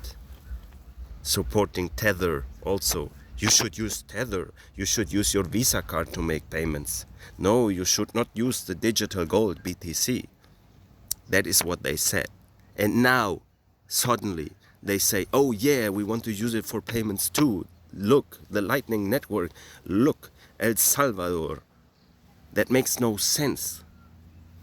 It makes no sense to first frame it as digital gold, to then later say, oh yeah, now we're gonna use it for payments. Yes, in the Shivo wallet, which is totally intransparent and nobody knows even how many bitcoins are backing the funds the user sees in his Shivo wallet. Because that is how they inflate the supply, and that is the big trap. When you give custody away of your funds, of your Bitcoin, which you have to do in the case of BTC, you have to give custody away because otherwise it's useless. You can't use it otherwise because the transaction cost is too high and it's too slow. When you give your custody away, you don't know what the other person will do with your funds and how much they will keep to back up the funds. That is the same credit fiat money system that we have right now.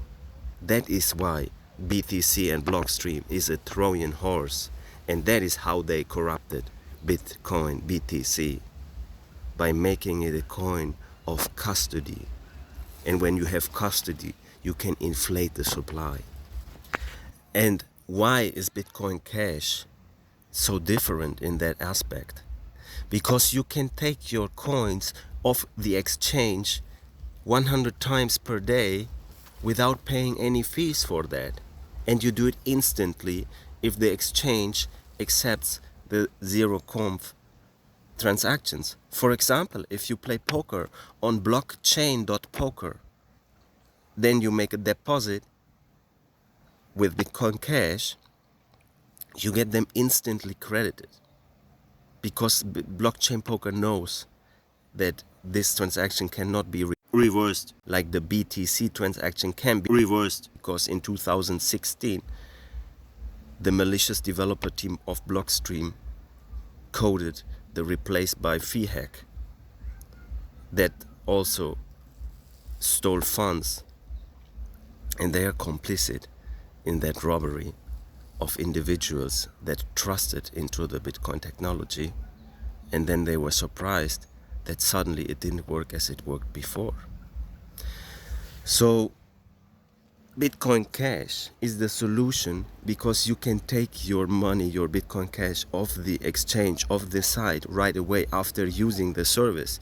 So if you want to make refills with Bitcoin Cash, then you just make the payment at the moment you want to have the refill. You don't have to preload your account with one big chunk transaction to then later make smaller payments, which is actually right now how Bitrefill works. And that is why these companies, they benefit from BTC being the way it is right now, because they want you to give them your money in advance and you loan them a credit at zero interest. So that is how they make themselves complicit in that scam, as much as the banks have made all the people complicit in their banking scam with the current fiat money system. Okay, so with Bitcoin Cash, you deposit your coins on blockchain.poker, you play some cards, and then you say, oh, I'm done, and you take your funds off that site in 1 second, and then you have it under your control again. And that's the same thing you can do on the exchanges, on coinflex.com. You deposit your Bitcoin Cash and you have it there. And then when you want to get them off the exchange, you say, give me my coins, and you just have them. Without anybody involved who could block it, who could censor it, who could give the information to the US government to put somebody in jail for giving some free information to some people in North Korea. That is why Bitcoin Cash. Check out whybitcoincash.com. So the analogy I've used is, let's say that airplanes are invented. It's early on in the creation of the aviation industry. And one early entrepreneur is really, really smart, and he buys airplane.com, the domain name. And he's an incredible marketer. He sets up ticket sales, and he's an incredible promoter of airplanes. He sells more tickets than anyone. And he promotes to everyone, get on an airplane, get on an airplane. And then all of a sudden he starts screaming about the cost of airplane tickets to Hawaii because the planes aren't big enough. And so he comes in and says, okay, I want you guys to start strapping fold-down chairs on the wings of airplanes, because if you can add 30% more passengers to the plane, I can drop the cost of an airplane ticket. And if the cost is cheaper, then more people will fly. And we need to build airplane tickets for the world.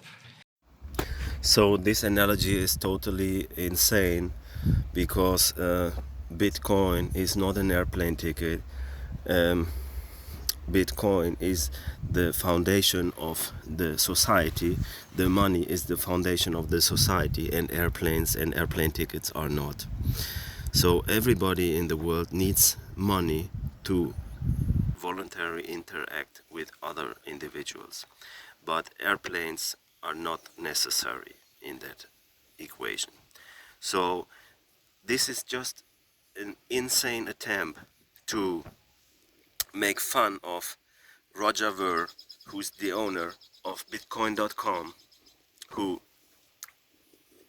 generously, yes, they gave away control lately to many other companies by forwarding their sites, their domain to their sites, right?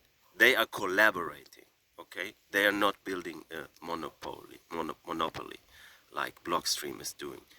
Bitcoin.com is actually collaborating with the community and is building bridges, okay? We're just waiting for them to go open source again on their wallet, right? But I mean, that's a detail, but they have done a great job. Bitcoin.com has done a great job to bring Bitcoin forward.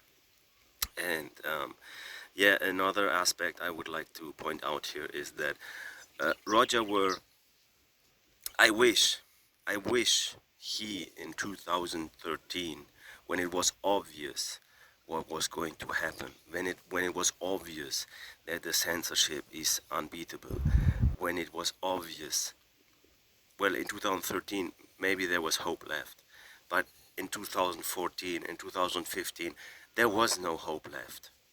It was obvious that we have no chance to tackle that force which is manipulating the communication channels on all sides. And I wish he and Jihan and whoever decided to fork off Bitcoin Cash, I wish they had decided that earlier on. I wish. But they were too naive to believe that they can take some more souls with them on the right path. Okay? But things have happened. They have happened. Bitcoin Cash forked off in 2017 and it was dumped. Yes, but now, after 4 years of hard work, it is growing faster than BTC. BCH has been growing faster than BTC in the past year because, yeah, at one point the bottom is hit, and then when, as now, Bitcoin Cash has the technology and has proved that it works, that it can kick out malicious developer teams, that it can resist, that it is the thing that can connect users with the smart BCH network to enable smart contracts on the second layer. Yes, now it's going up again, and I am positive with my expectation that it will outperform BTC, because it's, yeah, I mean, even Ethereum is outperforming BTC, and that is just a clocked, just a crowded thing for the elites. I mean, there you can see also that the market cap is nothing of importance, because the market cap is being directed by the elites. Okay, so there are elites which can make money on Ethereum because they don't care about signing a contract at a transaction fee of $100 or $1,000 when they are locking in millions. They don't care. They need the liquidity to make big contracts. Okay, so the market cap is not being directed by which project is actually the best for your freedom and for your future and for the future of your kids to be living in a free, voluntary, interacting world. So the question for each individual should be, what are the benefits I have by using a P2P cash that lets me have custody of my funds, that lets me have decentralized payment with anybody without putting any point of sale in between, because otherwise it's impossible, without using any second layer technology like Lightning Network, locking away my funds, giving away my custody, complying to KYC. That is the question for each individual. It's about freedom. It's about a voluntary society. Bitcoin has never been just money. It's a tool. And it is just that investors have been pumping it with so much money because they know that that is the future. The free world is the future. The free, voluntary world, free of inflation. That is the future. On that, we have a clear consensus, okay? So that humanity does not want to have inflation anymore. On that, we have a consensus. And now the only thing is that these people, maximalists, BTC maximalists, have to understand that as soon as they give away custody of their funds, and they have to give away custody of their funds in the BTC network, because otherwise they are going to pay ridiculous fees. If they give away the custody of their funds, then the supply can be inflated, and then it's again a system with inflation. So that is why the transaction cost must be low on the first layer. It must be low on the first layer. And Ethereum is and has ever been a coin that was never limited on the supply. Okay. The idea of Ethereum never was to be scarce. And a bunch of engineers say, you know what, we're more interested in the long-term viability of the airplane industry. And if we start killing passengers who are strapped to our wings, or we weigh down a plane with too much weight and the plane crashes, we're going to do more damage to the ecosystem. So this guy is such a psychopath liar here. Nobody was ever proposing to put the passengers under the wings of the Bitcoin Cash airplane. No. The Bitcoin Cash network was just simply proposing to put more seats into the airplane. That's it. That's it. And to build bigger airplanes. That's it. And it works. We have the bigger block size, we have the bigger airplane, and it works. Okay? That you can see on transactionstreethighway.com. Google that. txstreethighway.com. So give us a few years to design a new plane that can actually handle more weight. So this guy is such a liar. He is not proposing to build a bigger airplane that can handle more weight. No, that is exactly what Bitcoin Cash has done, and even Bitcoin SV. They build monstrous airplanes. No, he is saying, well, they were proposing, let the customers pay as much as they are willing to pay right now, because the demand is not as high right now, because we do not want to serve Africa, we do not want to serve South America, we just want to serve our people from the United States who have enough money to take the expensive seats. That is what happened, okay? And they were hindering the development for as long as they could, until the fees exploded to $100 per transaction. And then it became obvious that other projects would gain traction. And so after some years, piece by piece, they are coming out with the solution to the problem they have created, but always robbing from the consumer, from the customer, as much as they can. That is exactly how that old system operates. If you visit the website where you want to book a flight many times per day, then the prices go up for these tickets, because they track how many requests they have on their booking page. And that is also how centralized exchanges work. They track how many people are researching about a certain coin, and then they step in to buy that coin right before you want to buy it.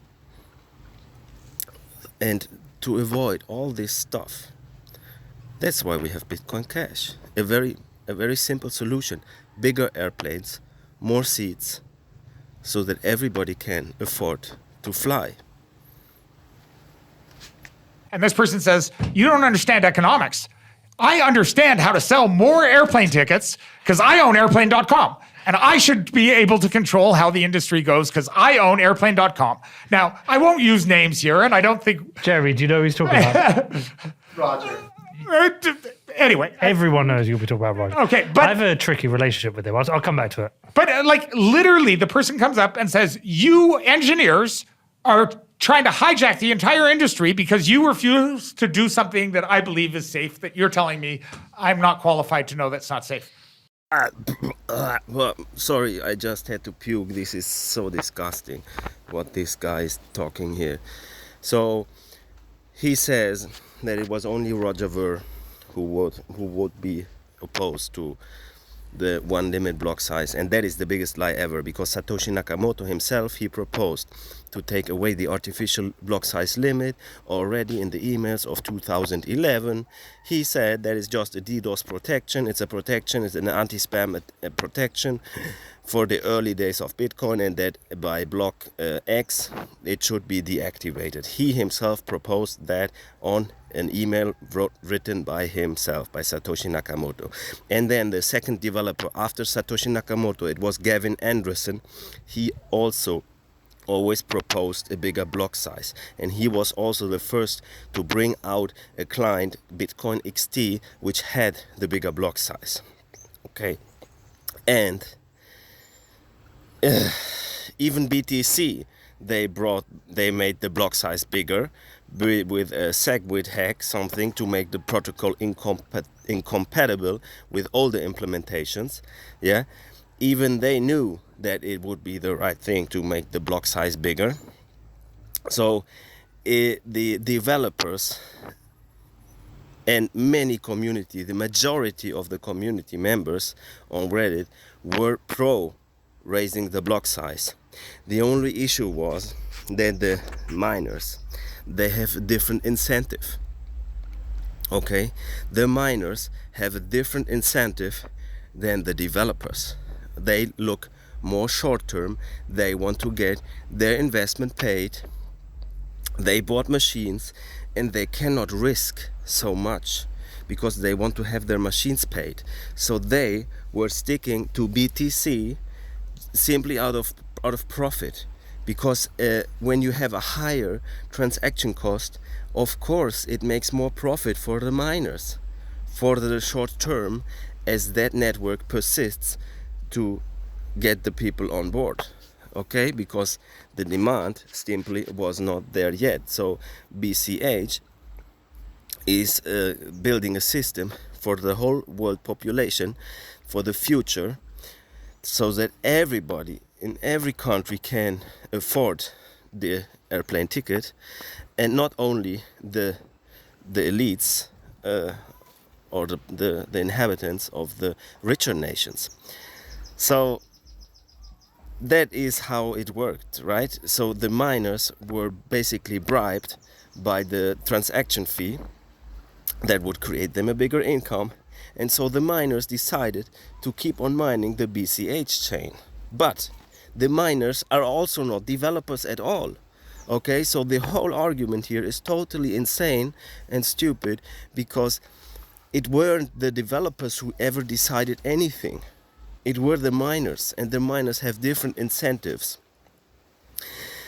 And in the end, we will see who will laugh last. Okay? We will see what the miners will do when Bitcoin Cash will have so many transactions that the fee will be higher than on BTC. And then we will see how Blockstream will react. If they, in the last minute, will then raise the block size, because otherwise, how are they going to keep the miners happy, right? I actually expect them to fight with all tools they have, and that they will change their opinion in the end, because they have to bribe the miners at some point. And the miners will not be the people who put up the lightning nodes. So let's see how it works out. Okay? But anyway, the capital of the miners is not as much as the whole world economy. And when the whole world economy decides that they love Bitcoin Cash because it actually works for them, then even the 1 trillion market cap BTC has right now will be ridiculously low. So Bitcoin Cash is targeting a 100 trillion market cap and higher. That is the thing. We are thinking decades ahead. Okay, Bitcoin Cash is preparing for a free, voluntary future, a world peace. That is the target. Okay. And spins up lies, spins up an entire economic attack, hijacks every single discussion.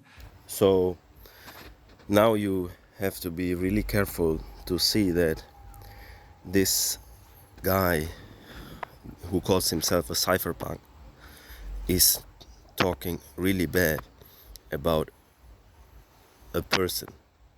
Okay, he's not talking technically.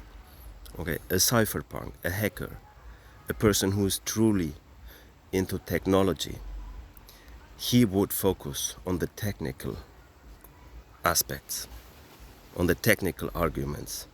He would not become personal. That is exactly the strategy that has ever been used to discredit the inventions of genius people, that they get attacked on a personal level. Okay, and I'm not saying that Roger Ver has done everything right. Many people from the Bitcoin Cash community know that I have been some of the strongest voices criticizing some actions of Roger Ver. But always for a technical purpose, okay? When he changed the color of BTC to black and BCH to orange inside the Bitcoin.com wallet, I was the first to cry out loud. When he had bugs in the Bitcoin.com wallet, I put 20 issues on GitHub, and I told them, here are the bugs. Please fix it. And I've been critically with him many times, and I've written him many emails telling him what I truly think. And I truly think that, like any human, he, yes, has an ego, but the discussion is not about Roger Ver at all. Okay? He is not relevant. The relevance is about the protocol, Bitcoin Cash, and the products. That is relevant. And as soon as you see that somebody talks bad about personalities, like I have also received many shitstorms on Reddit and personal shitstorms, like people making fun of my tattoos, stuff like that. I'm like, okay, cool. You don't like my tattoo. That's nice. Who cares? Yeah, it's like, this is such a infantile behavior. It's such a childish attitude. And at the beginning, I was falling for that trap. Yeah, and when they started all these harassment campaigns in Reddit in 2013, then I was also falling for the trap, and I got emotionally affected. And then I counter-argumented to these things. But I learned so much, and I'm so grateful for all these personal attacks that now I can truly see what this life is about. And I'm so happy now because I survived the war. I survived all these personal attacks. And I also saw how Roger Ver, he developed so much. And I think everybody in Bitcoin Cash has developed so much. And that is nature. Nature is perfectly equilibrated. Okay? Sorry, my native language is not English. So everything is perfect in this nature. And when you get a lot of resistance, you grow stronger. And we have come out so fucking strong with the Bitcoin Cash community. We have come out so fucking strong that there's no doubt. I'm so 100% convinced that this is my life, this is my future. I will give my life for Bitcoin Cash, no matter what. That I have tattooed. Use Bitcoin Cash on my eyelids, okay? Because I love it. I love freedom. Me for myself, I love freedom. I love voluntary interaction. I want every human to be capable to decide what happens to them. That is voluntary. That is freedom. That that nobody has to do anything he's not in consent with. That is the true meaning of freedom. And to make one thing very clear, I protect my individual freedom. And that is the only thing I can do. The collective, anybody trying to manipulate the opinion of somebody else by lying, by pretending to be a cypherpunk genius who you should just obey to because you don't understand the technology. Anybody of these people who want to tell others what they have to do, they are creating violence. That is the root of violence, when anybody tells anybody what they shall do. So I protect my individual freedom. So I have chosen to use Bitcoin Cash. And I will promote Bitcoin Cash. And I am paying with Bitcoin Cash since April 2018, when I created the first Bitcoin neighborhood in Barcelona, Spain, Catalonia, Europe. Because I don't want to be complicit in international warfare, killing innocent children in Afghanistan, paid with my taxes. That's why I fight for my freedom and for my peace and for my happiness. And I have achieved peace, happiness by using Bitcoin Cash since April 2018, traveling the world, visiting many different countries, living in many different countries, and learning their language and their culture. And not just like a tourist. I was living on the streets many times, in a tent, just getting to know the people, sleeping on couches, doing couch surfing, until I stranded in Venezuela in 2019.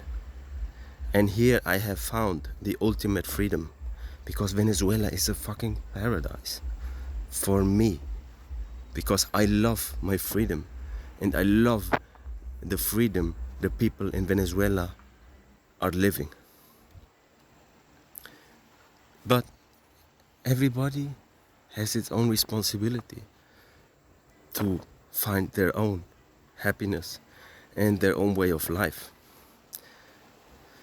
So that is very important to point out, that if anybody wants to manipulate the other or wants to tell them what they shall do, that is slavery. And I defend my freedom. And I can only defend my freedom. And I hope that each one individually makes their choice. And not making any choice is also making a choice. Because that means being obedient to the choice of the majority. Literally make an argument that they're not qualified to make. And so it becomes really hard to have an honest, I refused ever to step in the room with this person and have a debate with them, because I just refuse to debate with intellectual, dishonest people. Yeah, I have a tricky relationship with Roger in that I completely agree with you on your thesis. Like, I trust the engineers of Bitcoin to make the decisions. I trust Greg Maxwell, Peter Willey, and Macarello, and all the smart people who work on the background. I trust them, absolutely. So there you have it. Satoshi Nakamoto famously stated, "You shall not trust, and you shall always verify." Okay? That is what the real Bitcoin is about.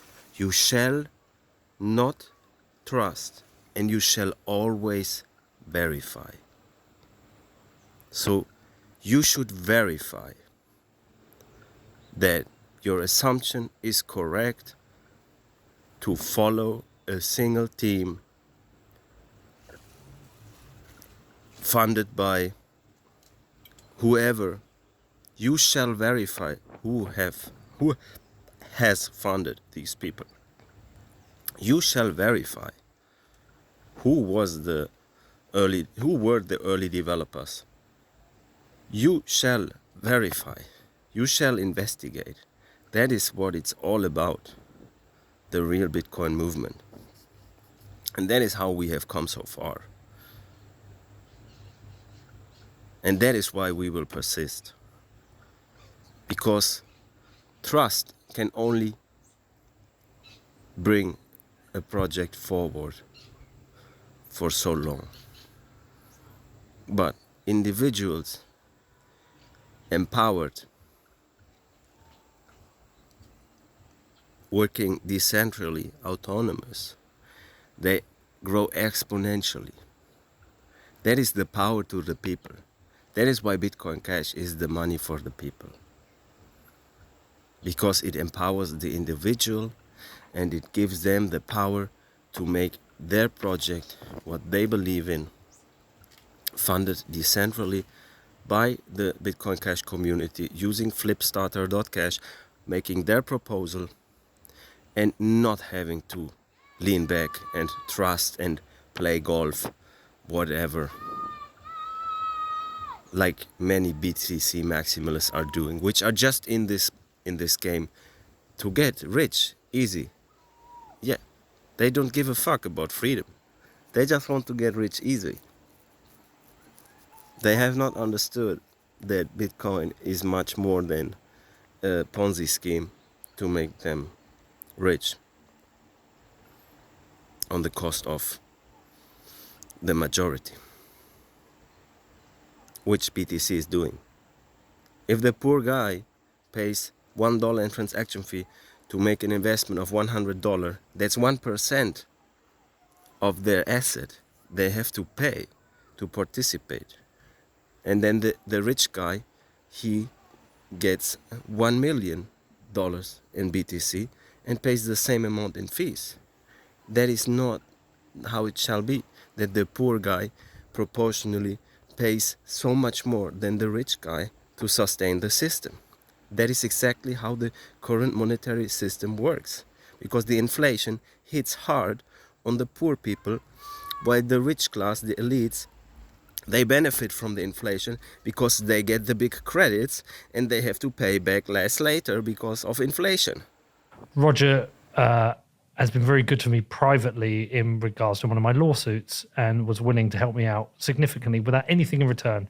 He didn't like most people would have expected he asked something in return. So I think it's a shame Bitcoin lost Roger, but I think that was down to Roger. But I think it's a shame he didn't recognize what you're saying and was just still out there promoting it. The great thing about being a god and being Bitcoin Jesus is you can always have redemption. So the term Bitcoin Jesus is something I was also very much in conflict about with Roger Ver. I don't know who branded him Bitcoin Jesus. If it was somebody else and then he just hopped on the board and he didn't tell anybody to not use that title, what I would have done. But yeah, I was also very much in conflict with that title, Bitcoin Jesus, because in my opinion, the only Bitcoin Jesus was Satoshi Nakamoto and the developers. And that is what I was also very much in conflict with Roger Ver, that he would not respect the developers sufficiently. And he would take too much control with Bitcoin.com. But after many years, he gave back a lot of control. He outsourced, Bitcoin.com outsourced many things. And he also generously donated to many projects over Flipstarter. And so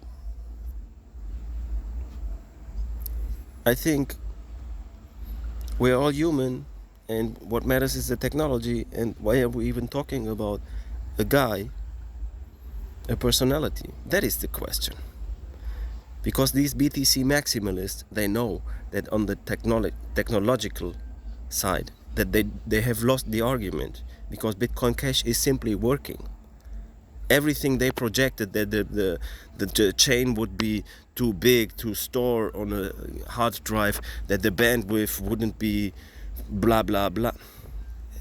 All of these arguments in the past 4 years have been proven to be completely false. And these BTC maximalists, they have even been proclaiming to use Visa cards, and that BTC is digital gold and shall not be used for payments. And now suddenly they come around and say, oh yeah, but use Lightning Network. That is schizophrenic. That is just so obvious that they are lying. They are driven by their own personal interest, ego interest, their own fear. They are just confused. They are not thinking logical. I truly believe that even a nationalist, if even a fascist, he thinks that it's good to be a nationalist fascist, right? So many U.S. Americans hating on China, and they think that's the way to do it, right? I mean, they even think that they are the good ones, because they never studied history, that their own nation was founded on extinction of the native tribes, that their own nation has only been able to give them the luxury they have because their nation leaders have been robbing all around the world, invading countries. So, I mean, we should just be arguing on the technology, right? The block size, the cost of storage, the cost of bandwidth. These are the arguments, and these are all experiments. And from what I can see, BCH has proven that the experiment has worked out well, and the 32 megabyte block size is working really well, and has given many projects all around the world, in Africa, in South America, in Asia, in India, the chance to participate in a decentralized way in that network, which is the idea, to let the whole world participate. Okay, so we have, it's just proven. Okay, there are none of these decentralized, decentrally funded things with BTC. No, it's just El Salvador, top-down president ordering everybody, causing chaos in his country, from the top down, giving an order to tell, hey, yo, we're gonna do it like that. So, if he's willing to get back on a cross and crucify himself, I think people might actually invite him back. But are you familiar with quantum thinking? Why am I aware? Somebody else. Hold on. Did you tell me about that the other day when we were on the Zoom, or did somebody else tell me about it? So Nick Szabo coined the Yes, Nick Szabo. Yeah, and I read the article. Yeah. So the idea of quantum thinking is that when you truly understand a topic, you understand it. It's also used in the term in sci-fi grok, which is Michael Valentine Smith. When you grok something, you understand it at so many levels that you can both love and hate it at the same time. You understand it in its duality. Quantum thinking is the idea that I can hold two equally opposing thoughts, and I can have I can fight either side of an argument. Debate clubs have been doing this for years. When you randomly get thrown on either side of a debate, and you need to prove your debating skills by either not just arguing for the side you agree, but can you make an equally impassioned argument for the side you don't agree to? That shows that you understand a topic well enough that you actually can look at both sides. Mm-hmm. So, first, he throws in a fancy word to impress by coming up with the word quantum thinking, right? Like a concept that's also called having an open mind, and could be much easier understood using that term. And well, he wants you to perceive him as super genius. That's why he's doing it. Okay, so that's why he's using fancy words. That's why many people use fancy words and fancy terms to make you obey to their perceived authority. So I want to see him do quantum thinking. Okay? He says he refuses any kind of dialogue with Roger Ver. So is that quantum thinking? This guy is just a total fake man. He's not at all in any way cypherpunk, hacker, whatever. And he doesn't have the spirit. He doesn't have the spirit. Well, maybe he likes to make money with technology, and he was always looking on how to make money. But he doesn't have the spirit. He doesn't understand how truly free thinkers think freely and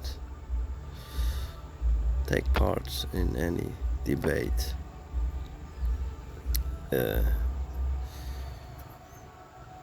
For the purpose of debating totally disconnected from their own egos. That is science, right? Science is you do experiment and then you compare the results. Okay? So we did the experiment, we launched Bitcoin Cash, it works. So what are we arguing about? Why should anybody still say that it's not working, it's crap, it's blah? It works. It's 4 years now we've been doing it. And it's getting better and better all the time. It's getting so much traction with all the decentralized social media we now have. All funded decentrally.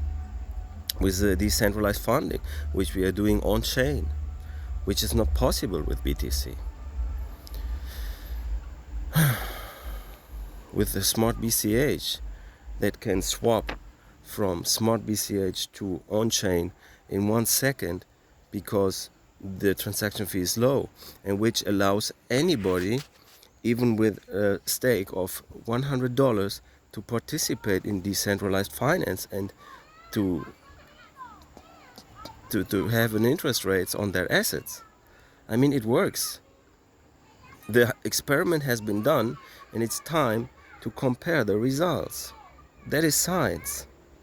And it's not science to stick to one's opinion and repeat it and attack others personally for many years and neglecting any conversations, censoring on all channels, blocking people from Twitter, Instagram, Facebook, Reddit, yeah?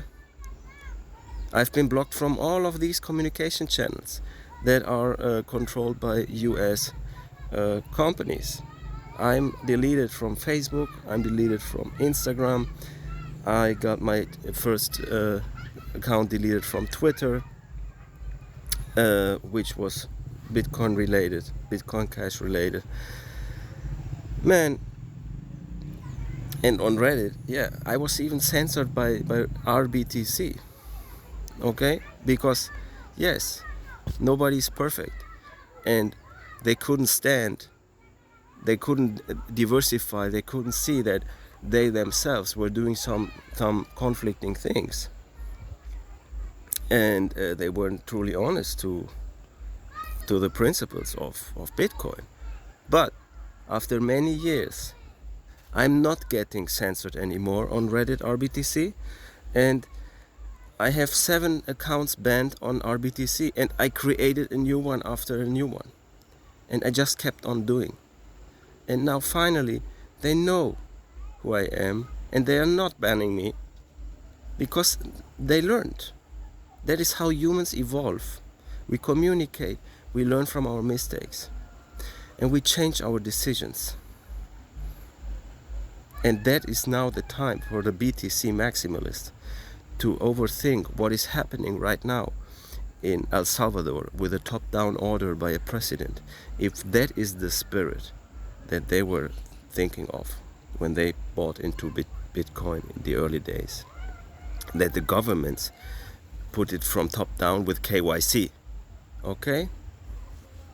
With KYC. Where is the privacy? Okay, so they are talking about privacy features, but they're okay if El Salvador uses it with KYC.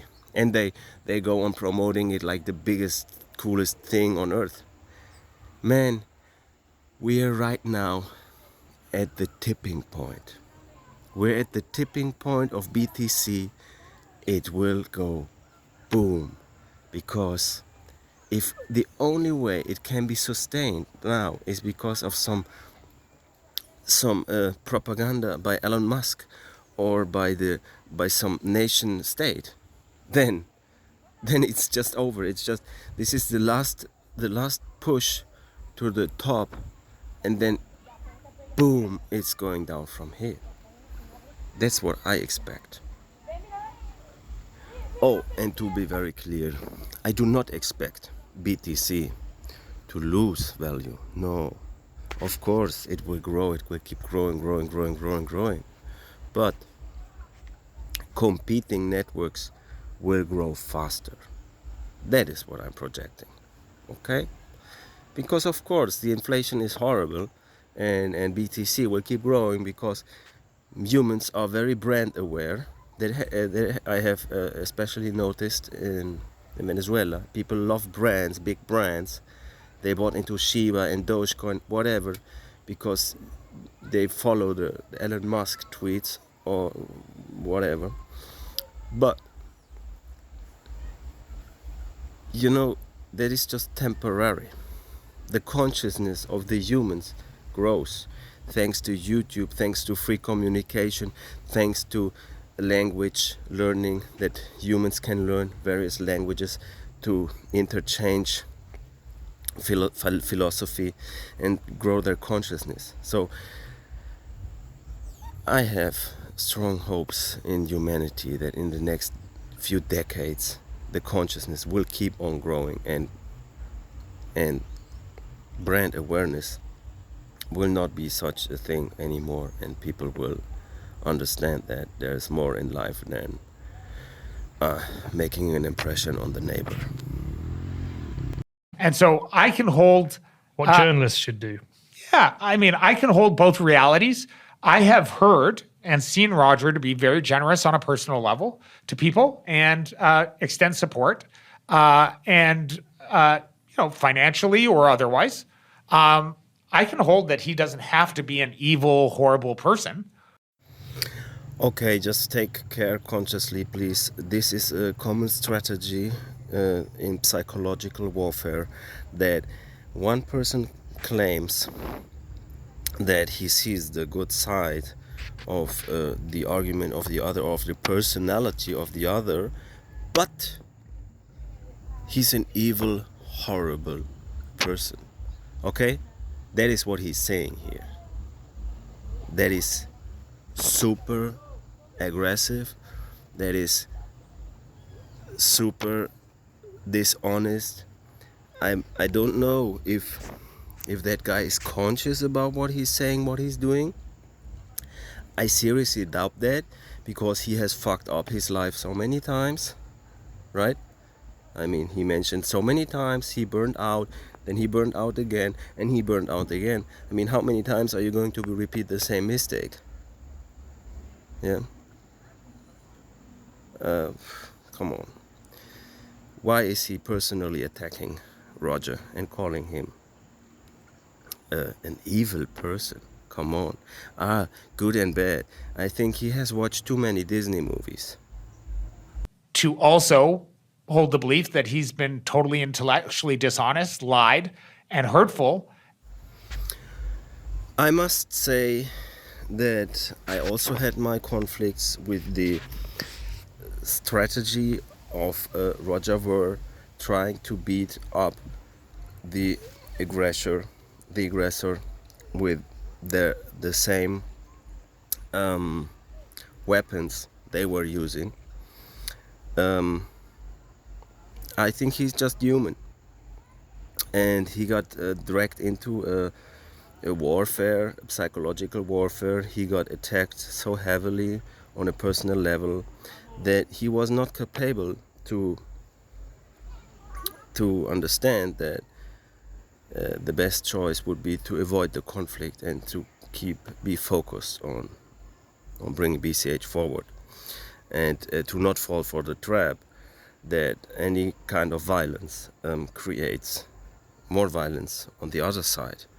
So that is how war works, right? That somebody starts and then the other says, oh yeah, you started, so now I will bring out the bigger weapons and I will nuke you, right? That's an ego war, okay? And yeah, humans have been fighting on that level for many centuries, and I think Roger has understood a lot and has learned a lot about being discussing on a technical level and respecting the choice of others to keep on following the BTC. And I think he has actually shown much more progress than this guy here is showing, okay? And that than any BTC maximalist is showing whenever they use the word shitcoin, okay? Because that is simply warfare. And launched attacks at people I care about, and made their lives very miserable. Both things can be equally true. Yeah, that's, So, it's fair. human beings are complex individuals. They're not always one thing, right? I've made tons of mistakes in my life. I've been really shitty to some people in my life I care about because I was dealing with my own demons at the time. That does not make me necessarily evil. Yeah, so this guy is so schizophrenic. His arguments are just so schizophrenic. I mean, right now he's saying the exact opposite about him, that he has done mistakes, but he is not evil because he has done mistakes, right? And 1, 2, 3, 5 minutes before he was saying that Roger Ver is evil, right? And he must not be an evil person. That's what he said, okay? It's just at that moment, I wasn't the best version of me. And hopefully I have enough maturity that when I am at a different state of my life, I can go back and clean up that mess and deal with it honestly. So then please clean up that mess and reflect on how Bitcoin Cash has been raising the block size and how the network is working very well. Yeah, well, we will see with Roger. He's been very quiet recently, so I have no idea. I would like to see him come back and do the necessary things. I for think that to happen. various parts of the community forking off was the best example of what Bitcoin is. Yeah, no, I agree. It's a great stress test. Yeah, but when it also allows you to let all the crazies go sit on Crazy Island.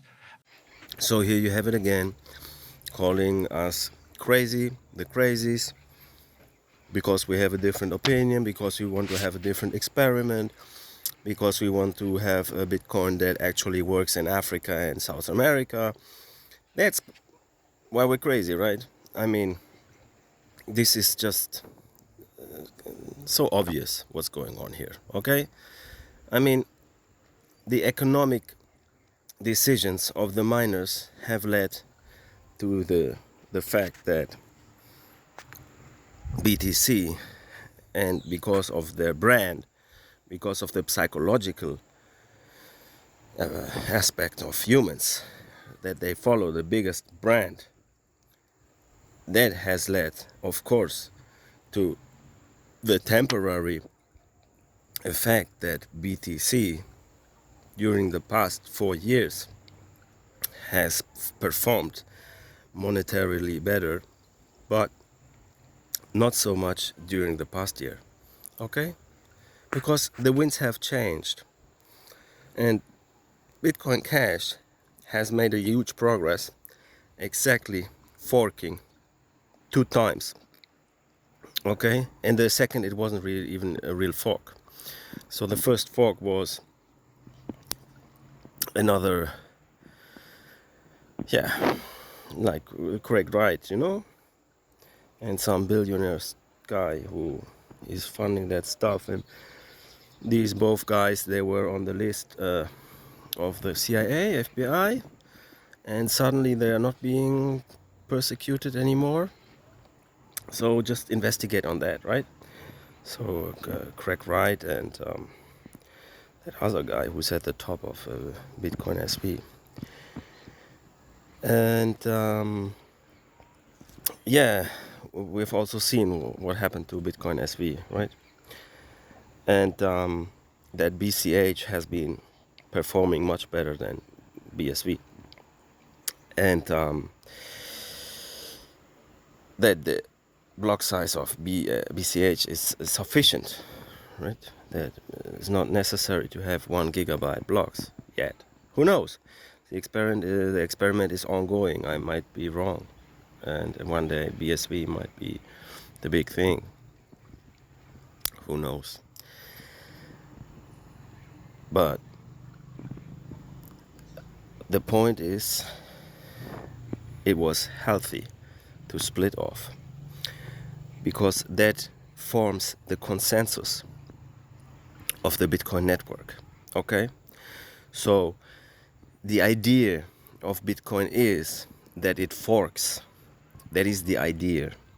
So that each group of people can follow their principles. That is why we have many different religions on this planet. Okay? And many different nations. And that's why we have every day more religions and more nations, more forks, because humans evolve, humans form their beliefs and they have evolution. So that's good. That's not the crazies, right? It's just the different opinion. Okay, just go your way. Nice. Ciao. See you. I'm doing my stuff. Why should we keep on fighting? That is the question. Okay? Why has the BTC Maximalist been attacking on BCH since ever? Why couldn't they just respect that we believe that BCH is the real Bitcoin, as much as they believe that BTC is the real Bitcoin? Yeah, whatever. Let everybody believe what they want to believe. But there's no reason to call the other shitcoin a crazy or an evil person. That is exactly what you should focus on. The strategy of warfare that is being implemented by the BTC maximalists. That is what you should focus on. That they are not arguing on the technical level, and they are also totally neglecting that the experiment has been done, the block sizes have been raised, and the network is working great. That the cost for storage in the past 4 years has gone down massively. The cost for bandwidth has also gone down massively. Starlink is working. Elon Musk is giving internet over satellite to the whole world. So please, all the discussion we had back then, the arguments of the BCH crowd, of the Bitcoin Cash crowd, were correct. Technology will evolve, and there's no need to artificially limit the block size because of Moore's law. We still Because, got a few crazies. but eventually, they'll look at what happened. They forked themselves 3-4 times. Yeah. He's lying. There was one fork from BCH to BSV, orchestrated by Craig Wright and this other billionaire guy who were persecuted by the US government before they initiated that fork, and are now not being persecuted anymore. That is such a coincidence, you know, all these coincidences.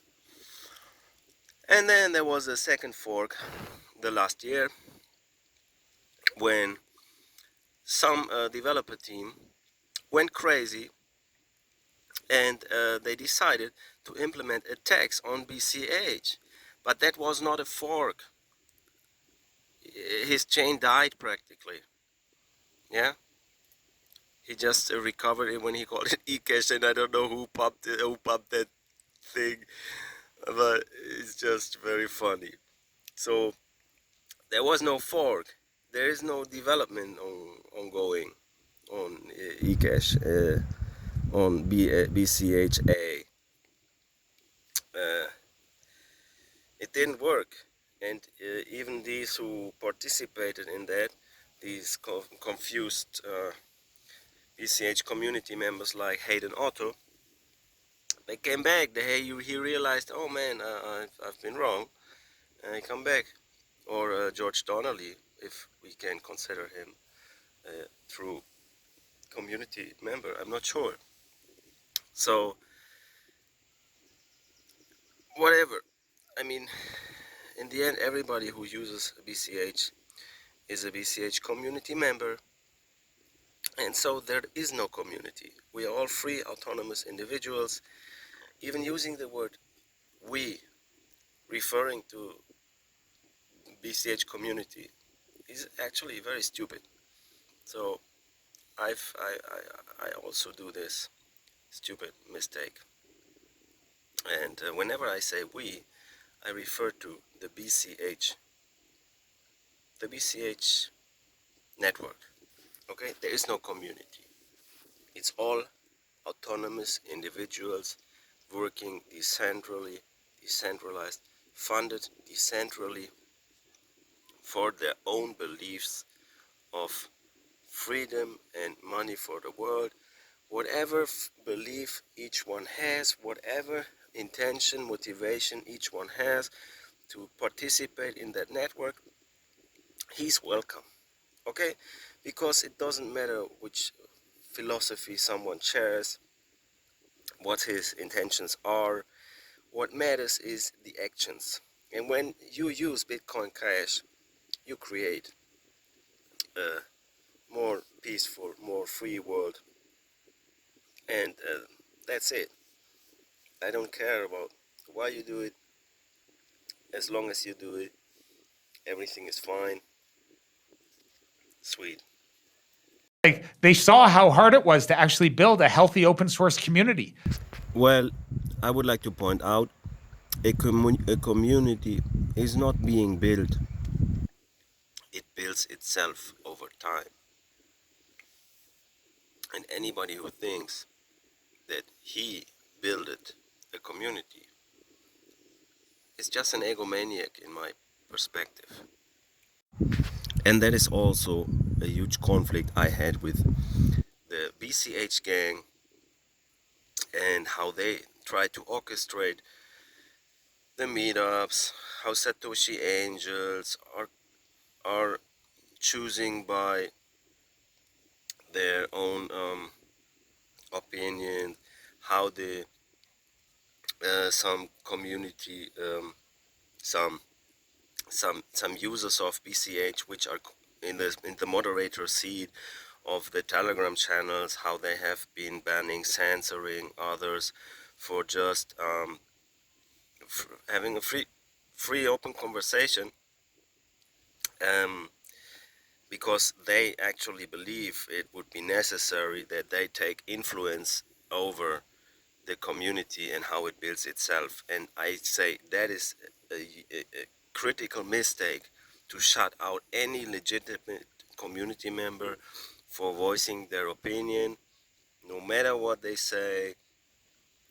Everybody is free to say everything as long as nobody is being hurt physically.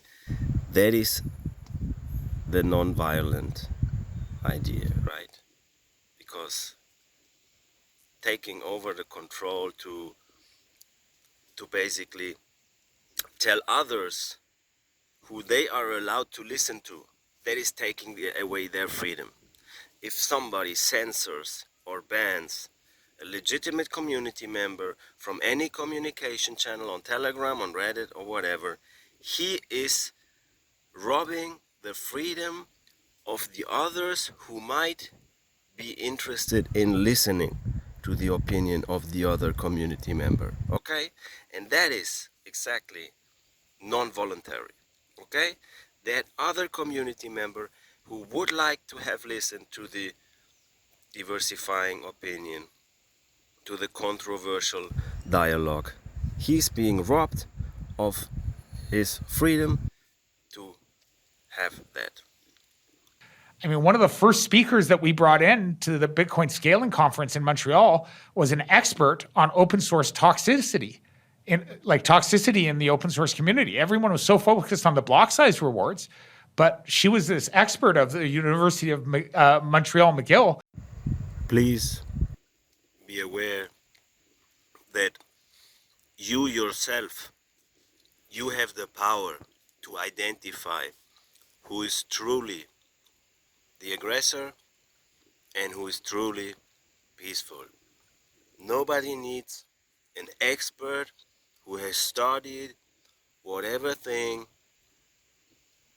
You can decide by yourself if someone is approaching or is not approaching. If somebody is aggressive or is leaving space to the other. If somebody is following or if somebody is letting go. You yourself, you can judge that. You can empower yourself to see who is truly peaceful, lovely, and with coherent intentions. Who had studied how apathy, arrogant, some of the worst parts of kind of geek or, can be kind of very arrogant thinking, lack of listening skills, was destroying various open source communities. And they went through examples of open source projects that had forked, that had built dysfunction in them. And so we were trying to think about some of these issues, like and a lot of them, under the guidance of some of the Bitcoin wizards, just developed very healthy protocols for how do you deal with decision making, how do you deal with meritocracy, so that people get their RFCs or their BIPs, which was based off kind of the RFC and ITF protocol process. They could get their BIPs considered, but if they wanted to make the change, they had to build enough consensus in the community to be able to, and they needed to study a whole bunch of comments that would allow people to do proper risk assessment. So this is exactly the point. Do proper risk assessment. How high is the risk that BTC is becoming a highly centralized coin in the hands of a few who can pay the transaction cost, who will then make the transactions on behalf of others, and how high is the risk that BTC cannot raise the block size like BCH did. Yeah, did BCH fail with 32 megabytes? So please make your risk assessment and then do a BIP proposal. Maybe they will raise the block size now, as they have seen that BCH is working very well. And well, you will probably just get banned. Because people don't understand that. When somebody talks about people, then you already know he's talking bullshit. Okay? People doesn't exist. Who is people? In traditional software projects, for every 10 hours or every 100 hours of coding you do, you might do 10 hours or 15 hours of tooling, testing, and QA. NASA developed the model for anything that went into the space shuttle, that for every 100 hours of coding, you did 900 hours of testing. Damn. Because their attitude was that we can never, ever lose someone in space. Yeah. And if we do, we will ruin the entire space industry for the planet. And they had that kind of approach to engineering that was risk avoidance. And it took principles from civic engineering, like when a bridge gets built, they stress test and they think about anything that can go wrong. And you literally design around that principle of this bridge can never fall down. Nuclear engineering has the same safety requirements. Bitcoin Core took that approach, and that comes at a cost. It moves slow. It builds risk tolerance. And so like the amount of unit tests and the amount of testing and backwards testing, that's what led Bitcoin Core to discover flaws in OpenSSL that have gone undiscovered for almost 15 years on the internet. Wow. Because they were doing back testing and cryptography testing that no one else had invented. They invented a series of tools for secure coding, like Gideon, which allows you to build things and verify your builds to make sure that no one had invented on the internet, which... Yeah. I wonder what Ethereum's approach to that. It's like for every 100 hours coding, they do like 25 minutes testing. They took a different approach.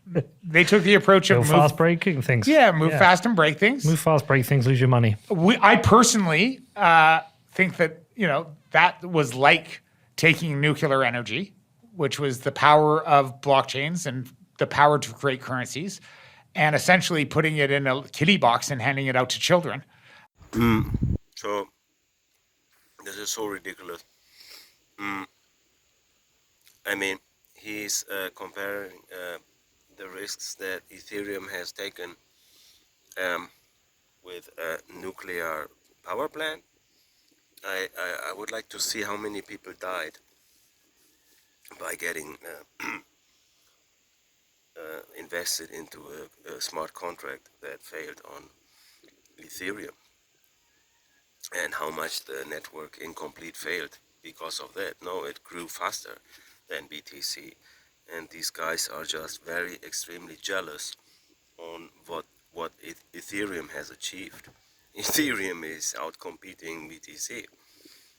That's very obvious in the way of getting investors to throw their money into that network, which is basically the only goal BTC has had during the past 5 years.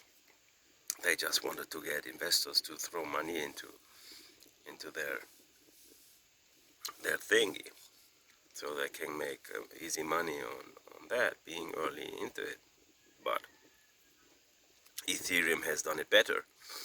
Ethereum has grown much faster, and they are basically just very jealous here. But yeah, Ethereum is a whole different thing.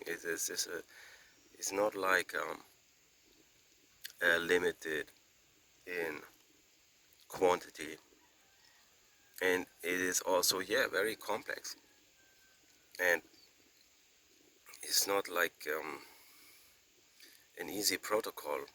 It's more like a really complicated thing. I mean, why are they making fun of Ethereum here? I mean, let people play with Ethereum, whatever. They have a different philosophy, different goals. Let them have fun. That is exactly the attitude of these maximalists. They hate on competition. Okay? But a healthy, a curious human, he should understand that competition is good for the consumer. That has always been preached, right? Competition is good for the consumer. And we want the best for the consumer. We want the people to live a happy life everywhere on the world. That's why we're doing different experiments. One with Bitcoin Cash, one with Bitcoin SV, one with Ethereum and Binance, whatever. And all of these are succeeding big time against the monetary system that is funding all the warfares on this planet. So we will see a much more peaceful and lovely world in the future, and that's great. Whatever you invest in, which crypto, whatever, will definitely be better Well, you should investigate if the crypto you invest in is a decentralized or a centralized thing. If this is basically a single company with a registered company, registered company in a territory where they're gonna pay taxes and hand out the data to some government that likes to kill others. But in the end, everything is better than the US dollar, right? Or the euro or the whatever inflatable coin there is based on credit and false promises. And we saw the effect of that. ICO scams, DeFi hacks. DeFi hacks regularly. I think we must get back to here to the replace by fee hack that was introduced by Blockstream in 2016, which allows users of the BTC network to reverse a transaction. That means someone can send a transaction, it appears to have arrived on the receiver's wallet, and then the other person can resend that same transaction with a different fee, a higher fee, which will then be accepted first in the waiting line of the network, and it will kick out the older transaction. So it means one can reverse a transaction. Okay? And people have been scammed that way, and that was a totally useless feature, replaced by fee, totally, completely useless bullshit. Nobody needs this if there wasn't an artificially created waiting line like there is in BTC. Okay, BCH does not have a waiting line. Every transaction gets through in the next block. Easy. That's how it works. So they are hating here on some DeFi hacks. Well, DeFi, as the name says, it's decentralized finance, and everybody who participates in decentralized finance has to trust into the code base of the smart contract and should insist on a credible code base, should insist that that code base is open source and that anybody can verify that there is no hack possible. And yeah, that is what the community has learned, right? And that is why and how on Smart BCH all these hacks are not happening anymore, because thank you that Ethereum and Binance Smart Chain also already lived through of that. Okay, so they already learned from it, and yeah, it's a part of the thing, and it's always evolution. Okay, I mean, the guy who invented the light bulb, he did not fail 1,000 times.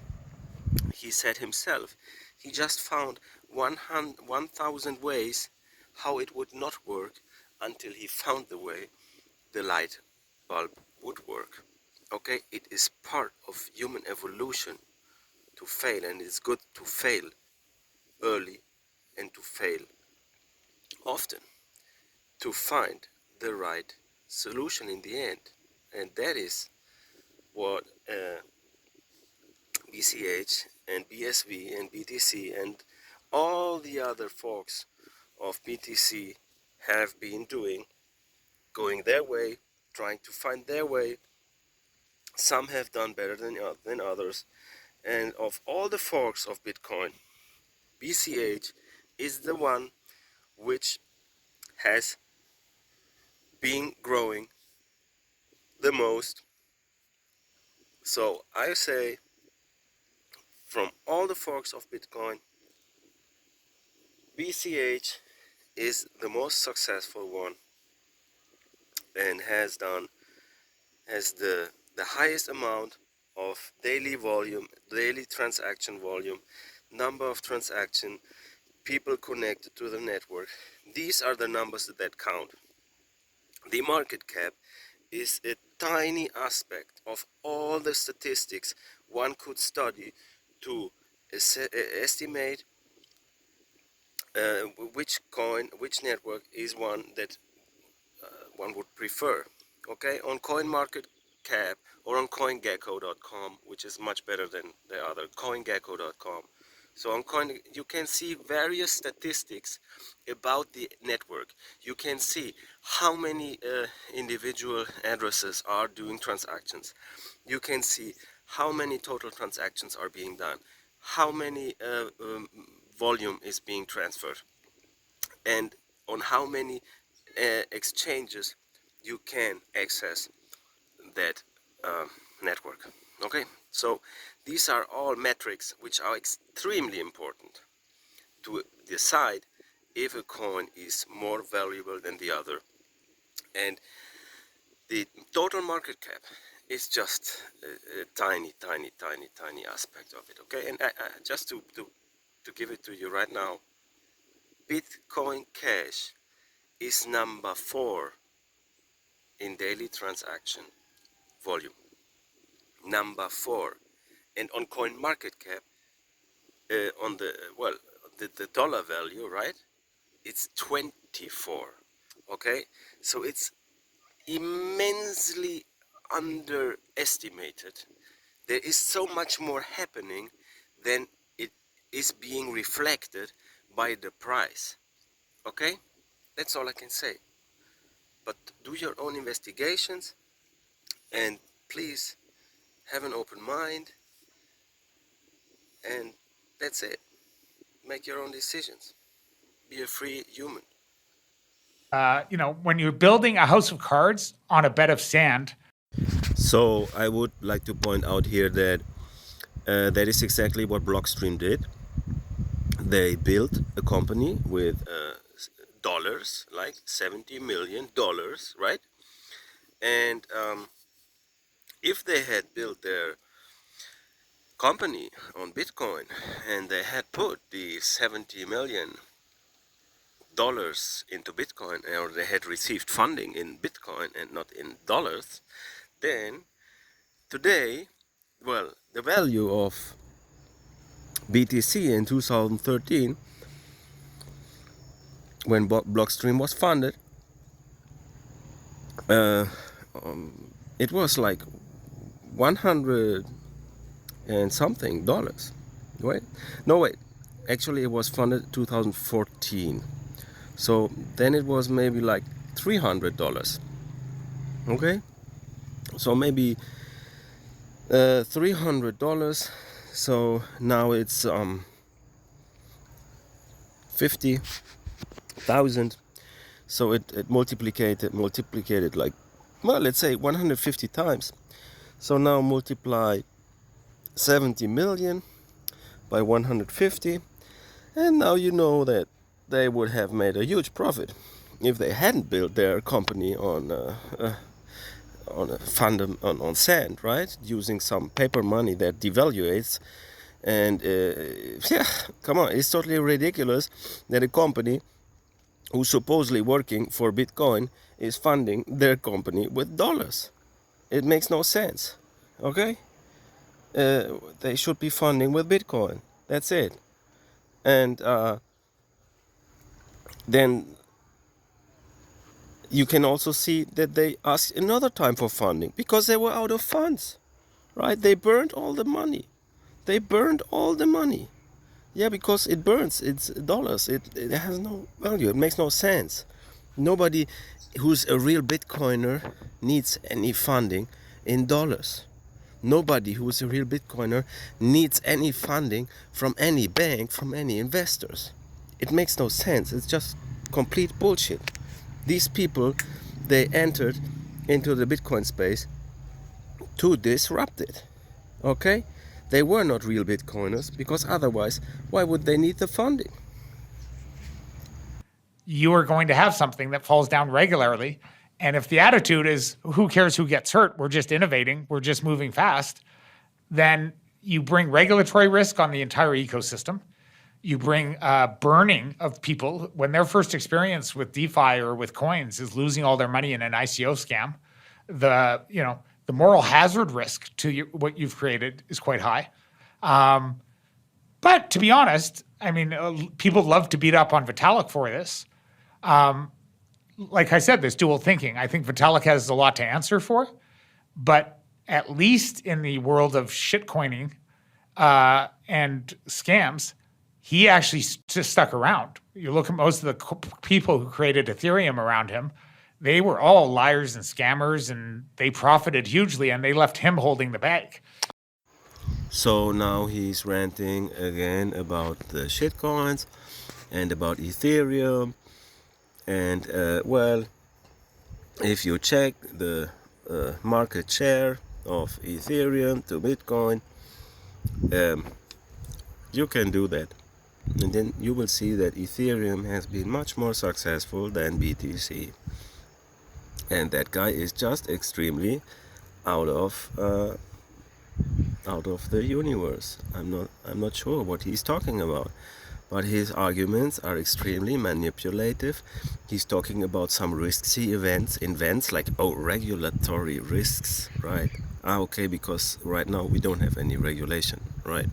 Thank you, Blockstream, for coming up, because we don't have any regulation coming up. No.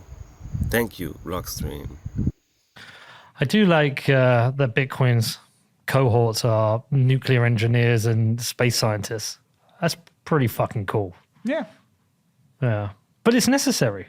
Well, and, and those people need support, and they need an environment to create in that is outside of commercial interest.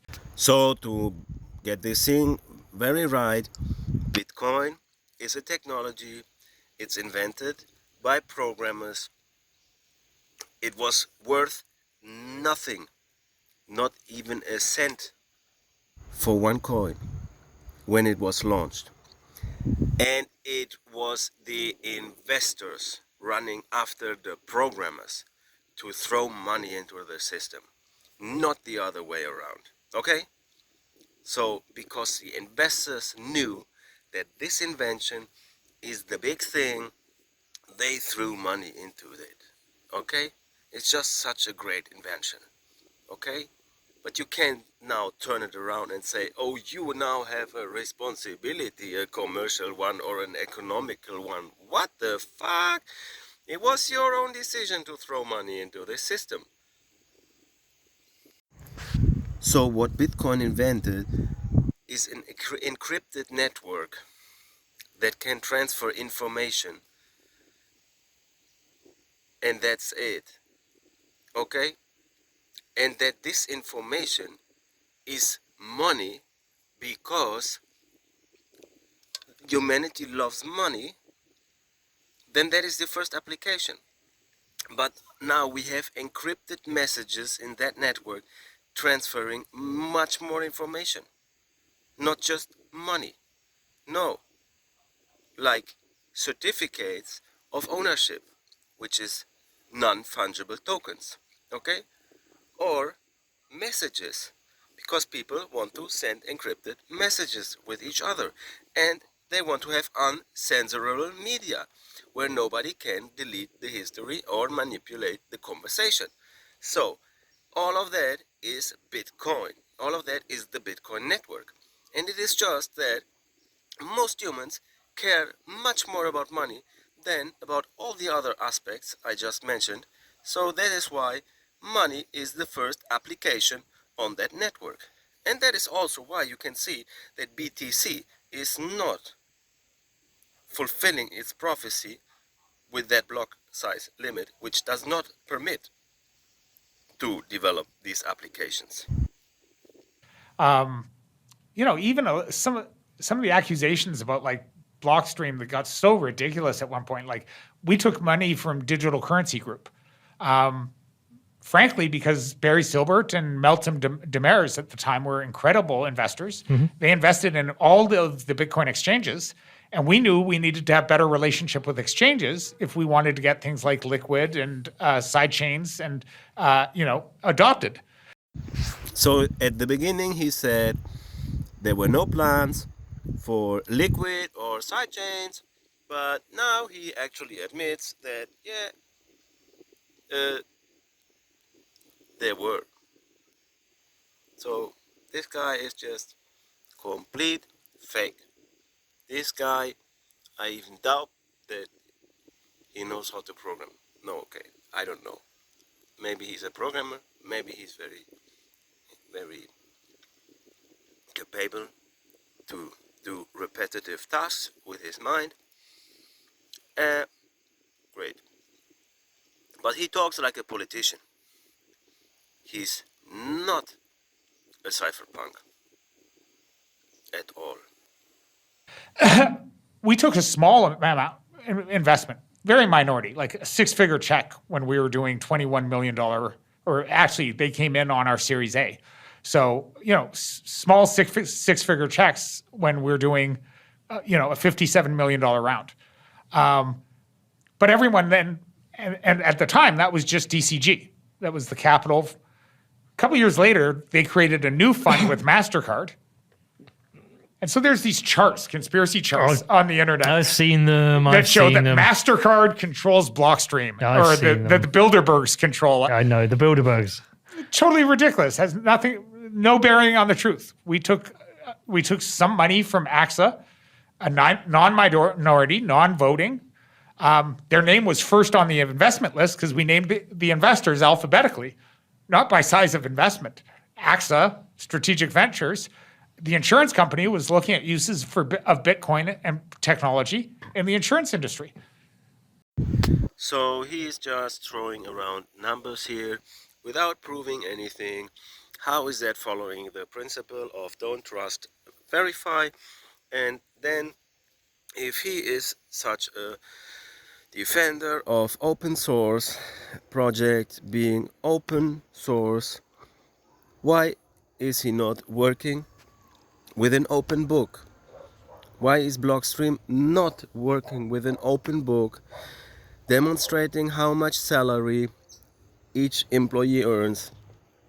Why are they not showing any internals of that company if they are such big proponents of transparency and they are working for the most important invention of open source ever? That makes no sense. Frankly, they're thinking very long term. And the potential for Bitcoin for insurance industries is massive. Like, insurance industry has to deal with payouts and has to deal with creating annuity funds over 20, 30-year life terms for policies. What better asset to own than Bitcoin if you're thinking about long-term gains in a deflationary world when your current currency is being debased at 20% a year? Aside from that, you look at foreign markets where they're trying to deal with payments and micropayments and trying to, you can't charge someone $5 a month for insurance when the cost of a transaction in that part of the world is $15 minimum transaction fee. So if you're not looking at micropayments and things like Lightning Network to be able to do payment networks for an insurance, then you're ignoring 3 billion people in a foreign market. Mm-hmm. So, I mean, the opportunities for insurance companies to take advantage of Bitcoin are huge. Okay, so maybe I just bring it to an end here, and I think it's not valuable anymore. The stuff he's talking is just so much bullshit. I mean, BTC, Adam Back, everybody knows they were proposing BTC to be digital gold. And then they were saying, yeah, who needs payments, use your credit card. And now he's saying the opposite, that, oh yeah, it's about micropayments, Lightning Network, right, cool, yes, of course.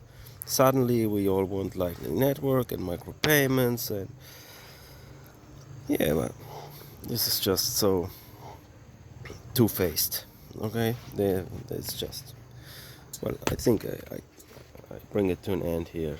It's 3 hours in total, 3 hours and 24 minutes. Yeah,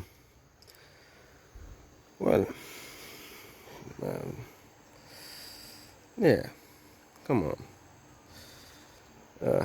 I'm curious what's going on, but shall we really listen that crap to the end?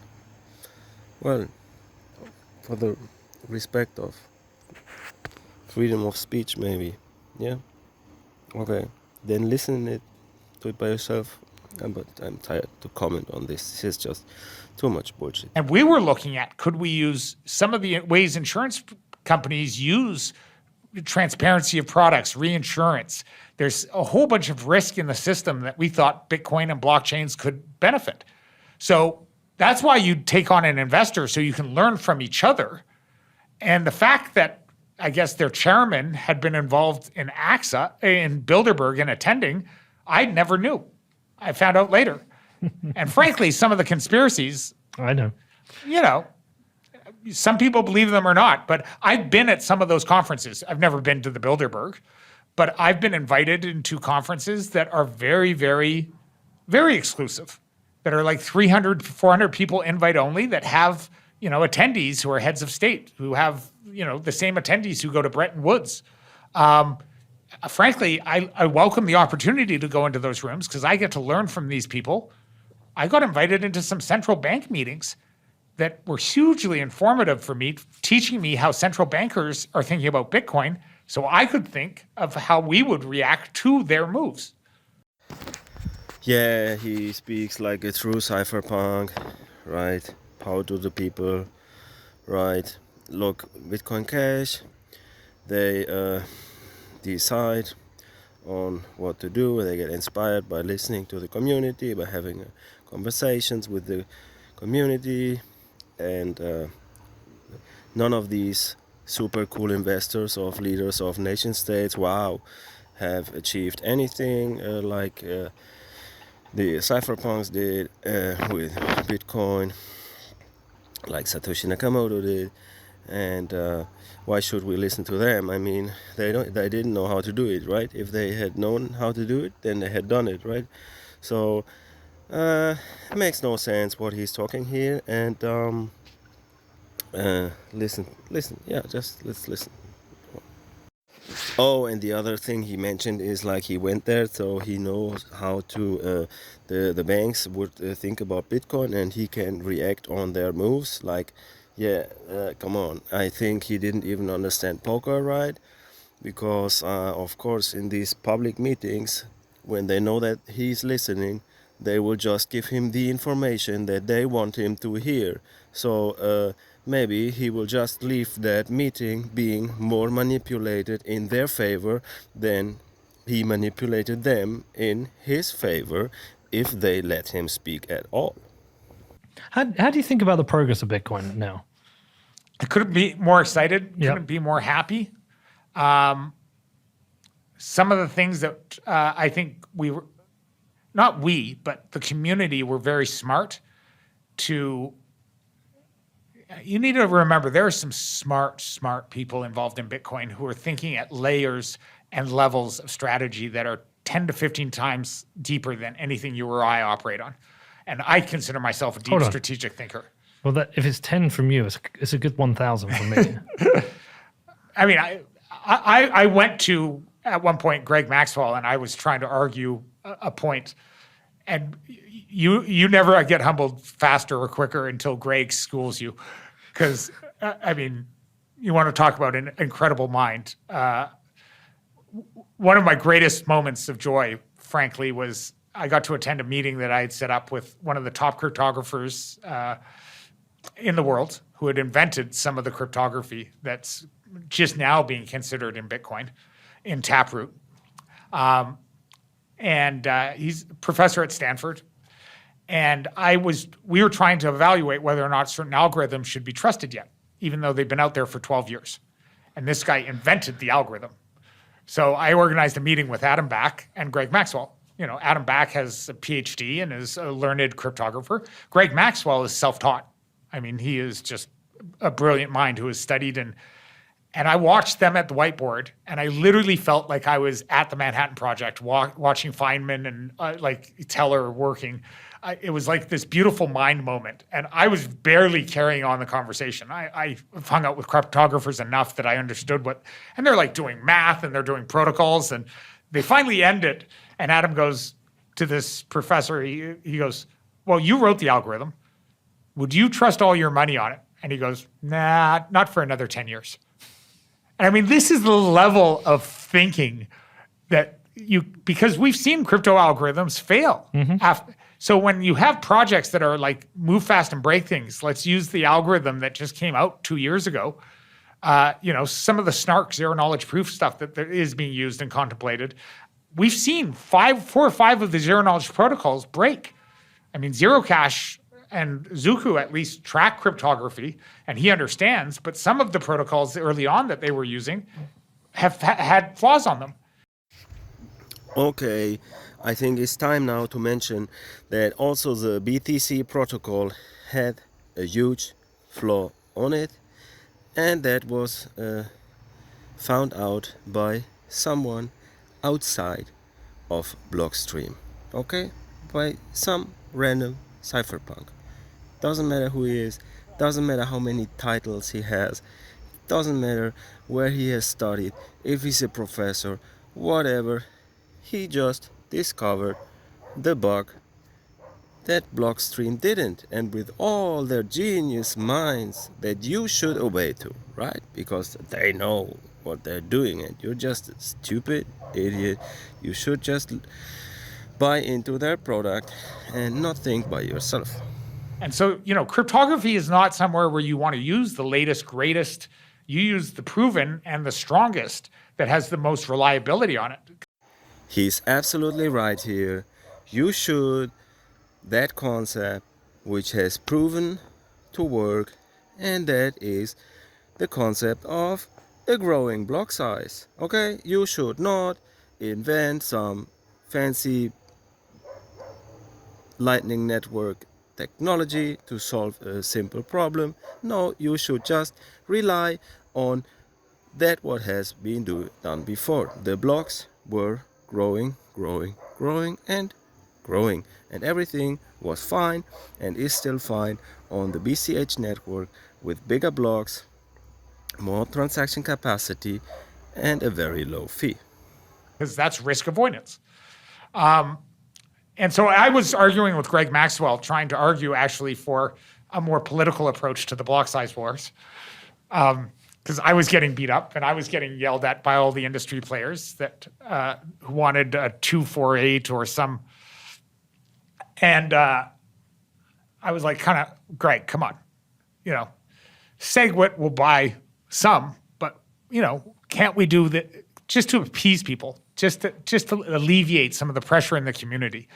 Because, and Greg is like, Austin, I'm sorry, we do not build bridges based off alleviating the community pressure, because people, we don't add 4 lanes to a bridge when it's unsafe just because people want to get to work faster.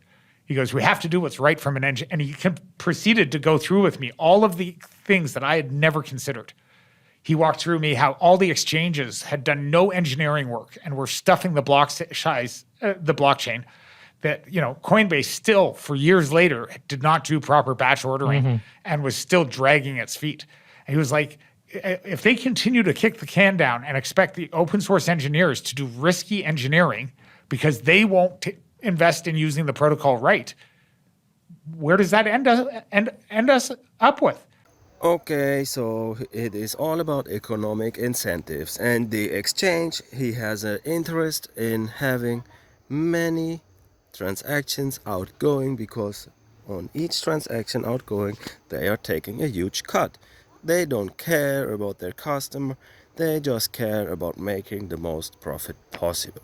Okay, so what this guy is talking is complete nonsense, because the exchange, he wants to have high cost, because when it costs a lot to make a transaction on the BTC network, they can take a higher percentage of that cost in absolute value, right? So the percentage might be the same, but in absolute numbers, the exchange makes more money. He goes, we need to have some constraints because these people need to start using the resource properly, like a scarce resource. And there's 50 things they can do on an engineering level that would make their use of the blockchain so much more efficient. And they just don't do it because they're too busy adding shit coins, which make them money, as opposed to investing in infrastructure. And he was right. He was right. And certain exchanges started to do proper batch ordering, did proper use of it, and they found their cost on Bitcoin lowered incredibly. And Bitcoin would have been way worse off because we would have been less decentralized and more susceptible to attacks if he had been wrong on that. And so, even in the New York Agreement, we went up against Barry Silbert. Barry Silbert was on the wrong side of an argument.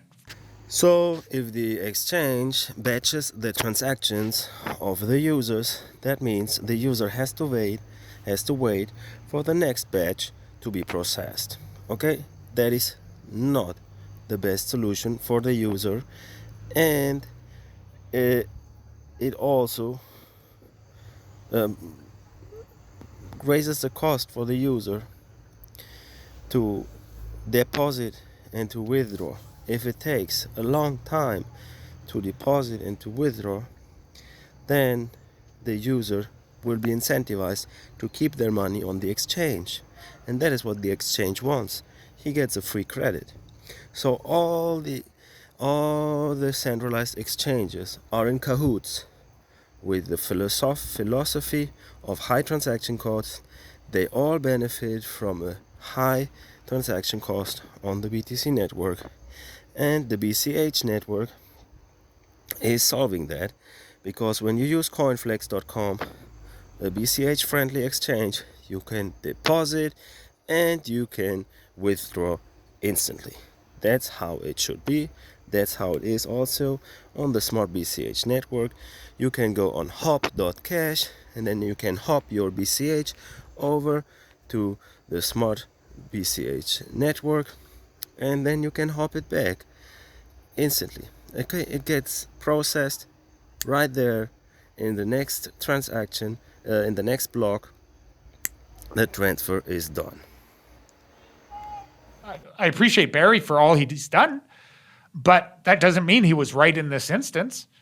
And frankly, Wences is the only person in the Bitcoin ecosystem who had the moral fortitude to actually come back and say, I was wrong. A whole bunch of people on the wrong side of the New York Agreement have yet to come back, but my life doesn't change based off getting an apology from them. But it's just nice to see people like Wences actually stand up and say, hey, I actually was on the wrong side of this. Yeah, and that's totally fair because, look, I don't have the knowledge you guys have. In 2017, both arguments made sense to me. It's like, oh yeah, more transactions, that makes sense. It scales faster. Oh yeah, smaller block size. Decentralization makes better. But I ended up just siding with the people I trusted in the end. Who do I believe? Huh? Jameson, Rob, whoever. But I've had conversations with Jameson considered larger blocks. I think even at one point Adam was having conversations about it. Like everyone's had the conversation. Listen, 248 was a viable proposal, and Peter Woolley had actually coded up, and things were being considered. But that was before Luke figured out how to do SegWit as a soft fork, and that was just an incredible revelation, because once we saw that we could roll in SegWit as a soft fork, it just opened up a realm of opportunities that fit so many. It allowed us to do protocol versioning. It allowed us to deal with changes we needed for Lightning to become viable, which would give us a proper L2 layer 2, because we could finally deal with transaction malleability, because that was the one thing blocking it. So when we finally realized that we could do SegWit as a soft fork, that just became the best engineering option. And when the best engineering option presents itself, you don't go back and say, okay, we're going to engineer an entire ecosystem for the world based off a broken, flawed compromise, when the better engineering solution is there. And so the engineers stuck by the principles, and that had consensus. So, consensus.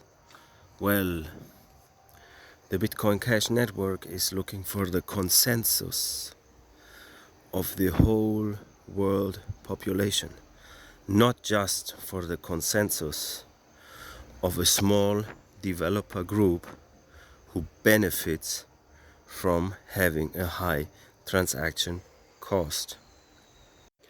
And also the miners benefit from a high transaction cost. And the exchanges also benefit from a high transaction cost.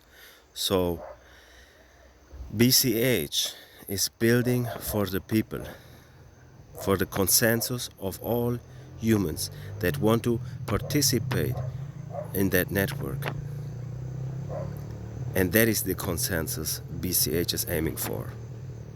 And not just the consensus of these who control the network and they want to get the most profit out of it. 80% of the coders who are actually coding and working on the project all agreed with the roadmap to make SegWit the priority, and then to do block size extensions through the extended block size you get from SegWit, and then focus on Lightning and developing layer 2. So developers benefit by bringing complex solutions that keeps them in their jobs. Okay? That is how developers benefit from developing a complex Lightning network that keeps them in their seats, being paid for what they're doing, earning the prestige for working on the Bitcoin BTC project, and also putting up the nodes for the Lightning network, which only they are capable of understanding, because a normal user, he's not capable of putting up the Lightning network node, which is like a proof of stake network. And then you also need the stakes to put it into it, and then you earn another fee. And they were right. And look at what's now we have strike. Now we have what's happening in Venezuela. Now we have just a wealth of opportunities coming from proper L2 engineering, as opposed to some other projects that have tried to do L2 with sharding and with all these other hacks that, frankly, like I said, is a house cards built on a bed of sand. So when you're thinking about Bitcoin now, and maybe Greg and Adam, what are the risks you tend to think about now? Because my assumption is over time, certain risks aren't as big as they are. Like there's other things you have to focus on over time as Bitcoin becomes bigger. Well, I won't speak for Adam or Greg. Yeah, okay, fair, yeah. Some of the more interesting discussions I've been having lately are with like Jeff Booth. I think he's one of the most incredible minds in the Bitcoin space and such a welcome addition, because he understands the language of central bankers. He understands the language of economists who, are bought into this MMT monetary, bullshit. And in fact, some of them are out there actually advocating for never-ending printing of money and never-ending deficits. And he's actually gone through and just proven from a very valid basis in his Price of Tomorrow book, which is the best book I recommend for even the hardcore Bitcoiners haven't read this book, because it comes at Bitcoin as the solution to a set of problems that they may understand inherently, but they don't understand. He comes at it from the fact that we have two exponential curves that are about to run into each other. One is the exponential curve of the singularity. So technology advancing at exponential rates should make things deflationary, should make things in our life cheaper, faster, and more abundant. The only reason they're not is because we have a central bank that's based off inflationary targets, right? A central bank that has inflation as its core goal, which, by the way, promotes more consumerism, more, buy more, spend more, damage the planet more. Yeah. The effect it's having on the entire planet from just instead of figuring out how to get things cheaper and faster and more abundant, you have to do more, right? And that drives prices up and keeps prices artificially up. Like the price of a cell phone my iPhone 14 should, if it followed Moore's law, be $100. Instead, it's $1,500, $1,800, $2,000. Well, then you should maybe buy an Android phone that is actually dirt cheap and giving you the same features. But Apple products are patented, copyrighted, and made by the US empire. So, why are you wondering? Use open source software. You're a cryptographer, right? You're a cypherpunk, right? If you're a cypherpunk, why aren't you using an open source mobile phone. That's not because of anything that Apple is doing. Apple needs to keep its profits up, yes, but it's to promote bad central banking and the government involved in central banking. And so Jeff understands this, that if you actually wanted to bring these technologies to the masses and you wanted to bridge the democratization of these benefits and you actually want to improve everyday, like especially the middle class, because this is one of the biggest dangers, is that we're going to build a society of haves and have-nots. And all the Bitcoiners who think they can go live in citadels have something coming to them. Because frankly, you could, Jeff has this incredible line. Show me any point in history when you could build walls big enough to keep the haves away from the have-nots. Especially in a world of singularity tech. So not even with Bitcoiners inside of their citadel as the targets. Let's imagine in a world, and this will get into some vulnerable world hypothesis. Let's imagine that I'm a Venezuelan student. I'm 15, 16. I've seen my mother and sisters raped by gangs. I've seen a dictator who's totally corrupted the system. Whoa. So the only thing he has to say about Venezuela is somebody raping somebody or a dictator. He never ever lived here, okay? I am living in Venezuela nearly 3 years and it's a fucking paradise. I choose to live here. I have been living in many countries in Europe. I have been gone through the hard school of the US military in the German territory, okay? Where they indoctrinate the kids. And I tell you, Venezuela is much better off. And when he talks about gangs, blah blah, man, you have the same gangs in the USA. You have the same gangs everywhere on the world. Please stop your fucking bullshit. It's really disgusting. Okay, please. Oh, and to talk about that dictator, right? The Nicolas Maduro, right? No, man. He has been the only president in the world who has been publicly promoting Bitcoin and Bitcoin mining since several years on national television. He has been speaking positive about Bitcoin and he has integrated it into the national banking system, and all on a voluntary basis. There was nobody telling anybody that they have to use a certain wallet. No, here in Venezuela, they can use whatever wallet they want. And they also had ferries where they educated the population on Bitcoin mining. And they actually have the low electricity cost that allows the population to participate in the Bitcoin mining in a decentralized way. So if there's any country on this world which is the most Bitcoin friendly nation and has done the most progress on Bitcoin adoption, then it's Venezuela. And they have integrated Dash, BTC, LTC and Ethereum into their banking system years ago.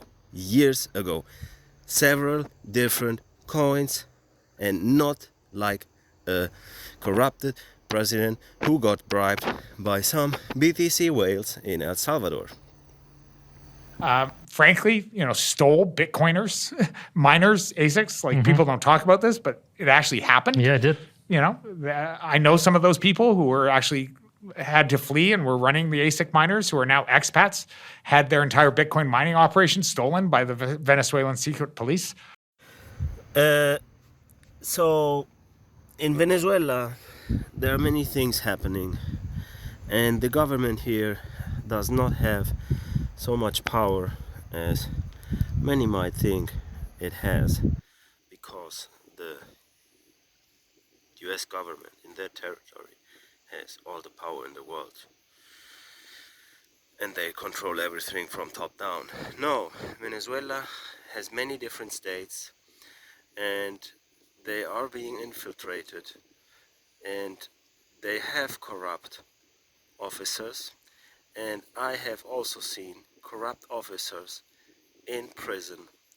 They get imprisoned And I have also heard stories that when they stole machines and that person did bring it to the court, the police were put in jail and out of office. I want to see that happening in the United States when a police officer kills somebody. I want to see justice. I have not seen that, okay? Wasn't there this guy, he was choked by the police, and after that the riots started last year or 2 years ago? Because in the USA there is zero persecution of police officers. They can do whatever they want. Man, corruption exists everywhere on the planet. You got to protect yourself, and that is possible here, because here you can protect yourself if you know how to do it. You put up your cameras, and then the corrupt police will not touch your door, because they know they will be grabbed by these cameras and they don't want any trouble. Okay? Because they know that when they are breaking the law, that they are breaking the law, and that there is a way to get justice. Yes, there is. But you have to fight for the justice. You have to defend your own constitutional rights. That is the same story all around the world. Nobody will do it for you. Okay? So, and I try and make my way to the United States. I'm told I'm not of the right economic opportunity. I'm told I'm not the right color. So I get sent back, and I land in Mexico somewhere, where I'm also dealing with gang warfare, total corrupt state due to bad drug policy, narco-capitalism. I'm angry. I'm frustrated. I'm pissed off.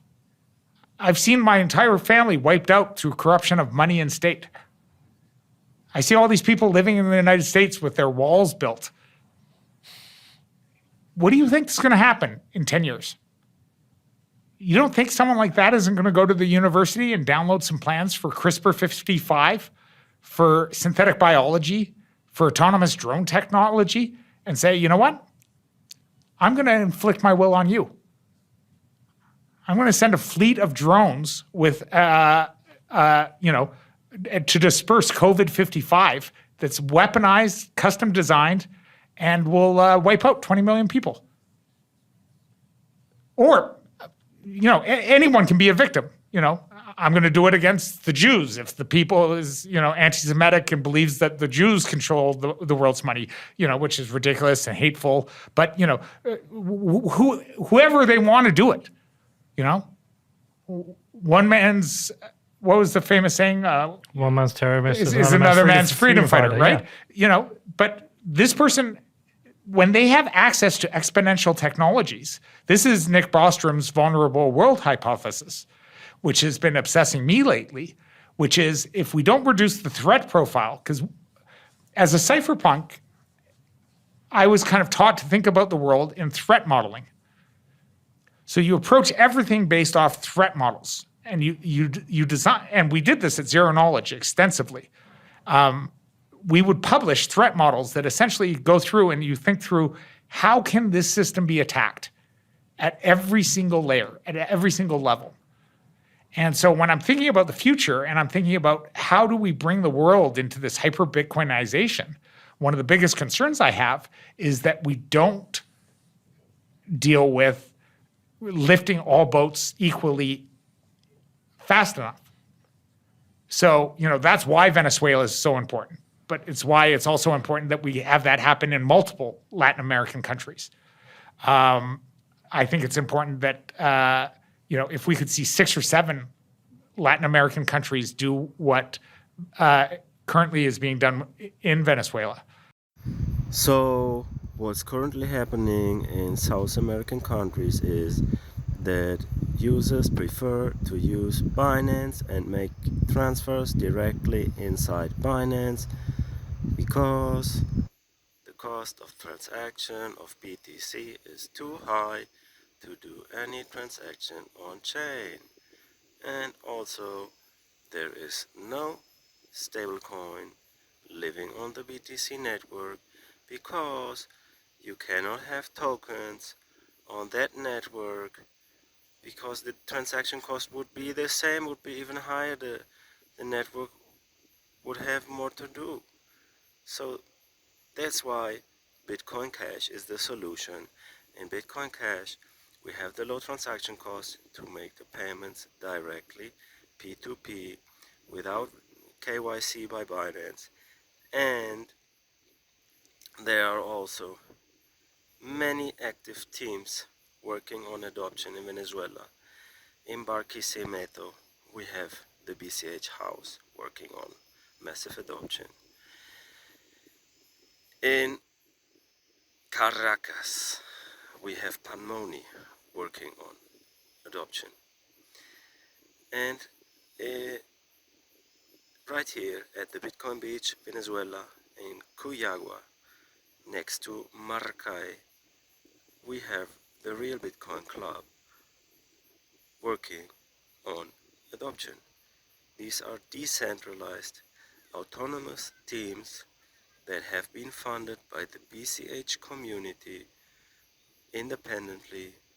We're working independently with nearly zero communication between each other because we're just too busy getting things done.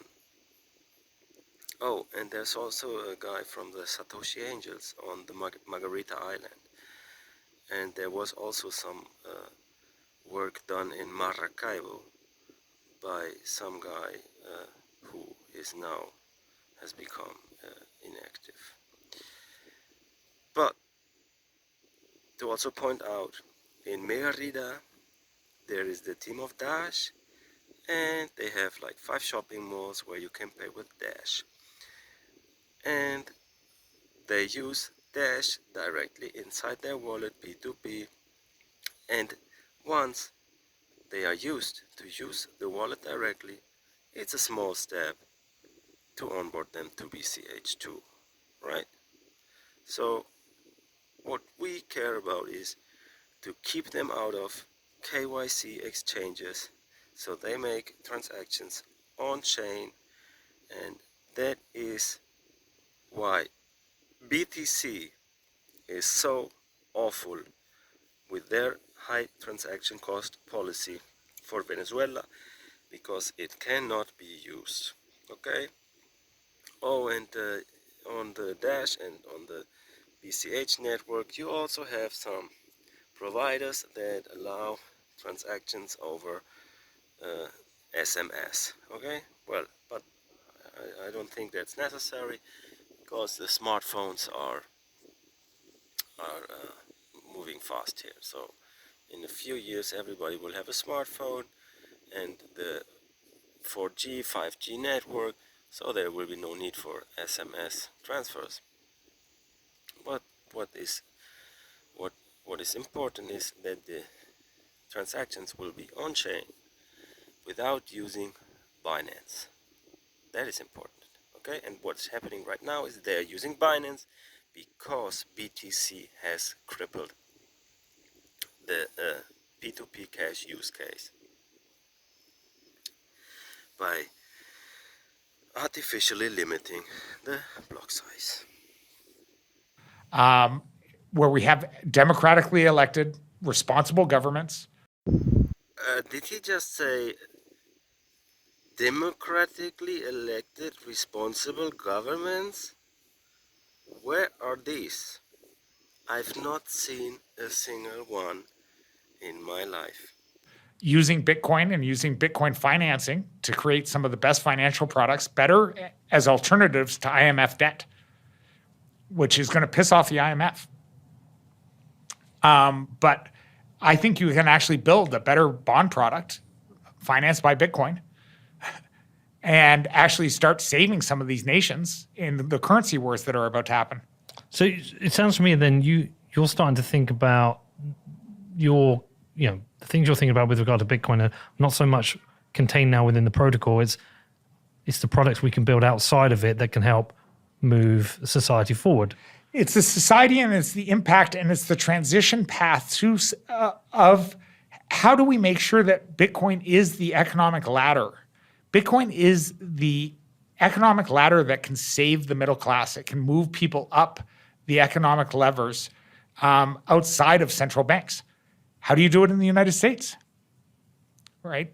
When you have a system that is so US dollar, US Fed, and the US Fed central banks are going to do what US Fed central banks are going to do.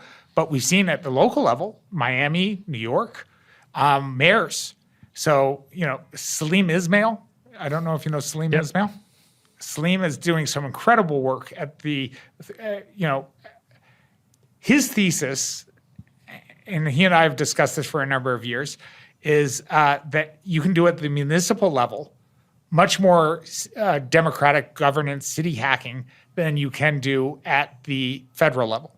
Because at the federal level, it's all regulatory capture, it's all like politics and long-term interest, and you have to lobby. And but at the municipal level, which actually makes a difference in everybody's everyday life, what if we hyper-Bitcoinize a city?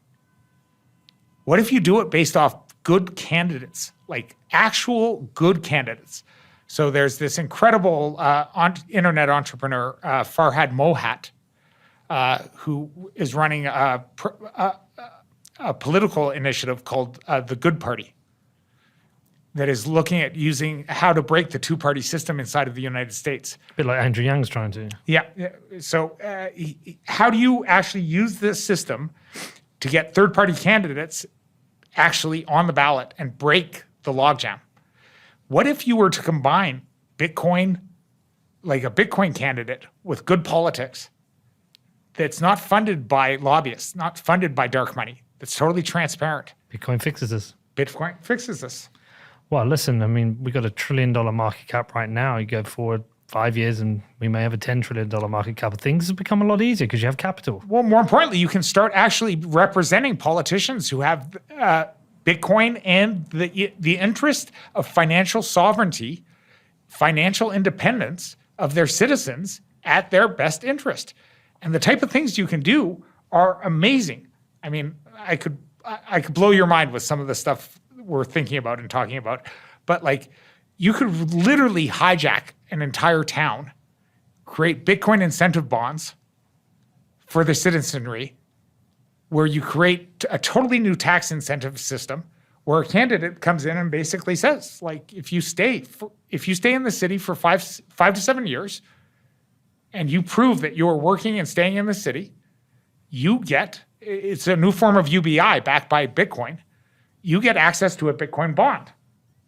You can use it. You can draw down and borrow fiat against it, but you never sell your Bitcoin. It's locked up over 7 years.